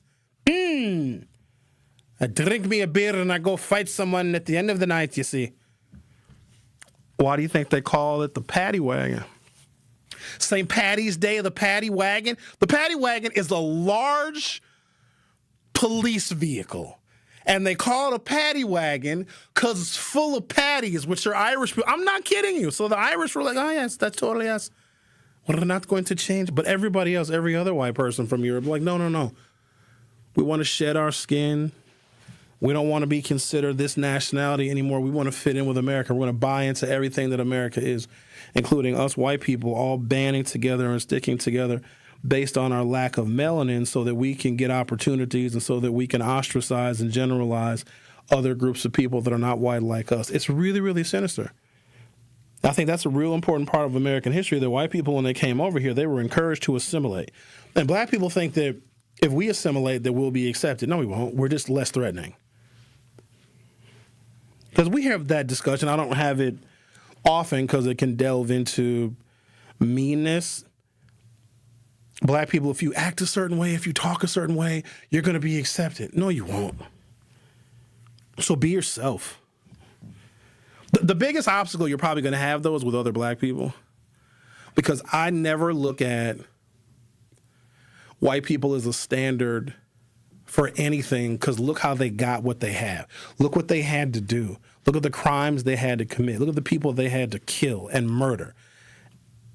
Look at the people that they had to dehumanize to get to where they are. So they are no standard. I think that we, as black people, are a much better standard. The fact that we can still be kind and decent and helpful and loving after all that we've been through, I think that we are a standard. So I say this. Be yourself, black people. Just be yourself. Thanks for listening. Have a great day. Truth to Power with Kyle Wallace is up next. Need a way to hype up your day? Hello, is this Shirley? This is she. Shirley, you are our Gruber 5K giveaway winner this quarter. Congratulations. What would you do with $5,000? Going to look at buying me a pickup truck. That will be some of my down payment. Stay tuned into 1017 The Truth for your chance to be entered into the Gruber Law Office's 5K giveaway. For contest rules, visit 1017thetruth.com. I love you guys. I got money now. Thank you, Milwaukee. Because of you, the second annual Truth Community Awards was an unforgettable celebration of the leaders, changemakers, and heroes who make our city shine.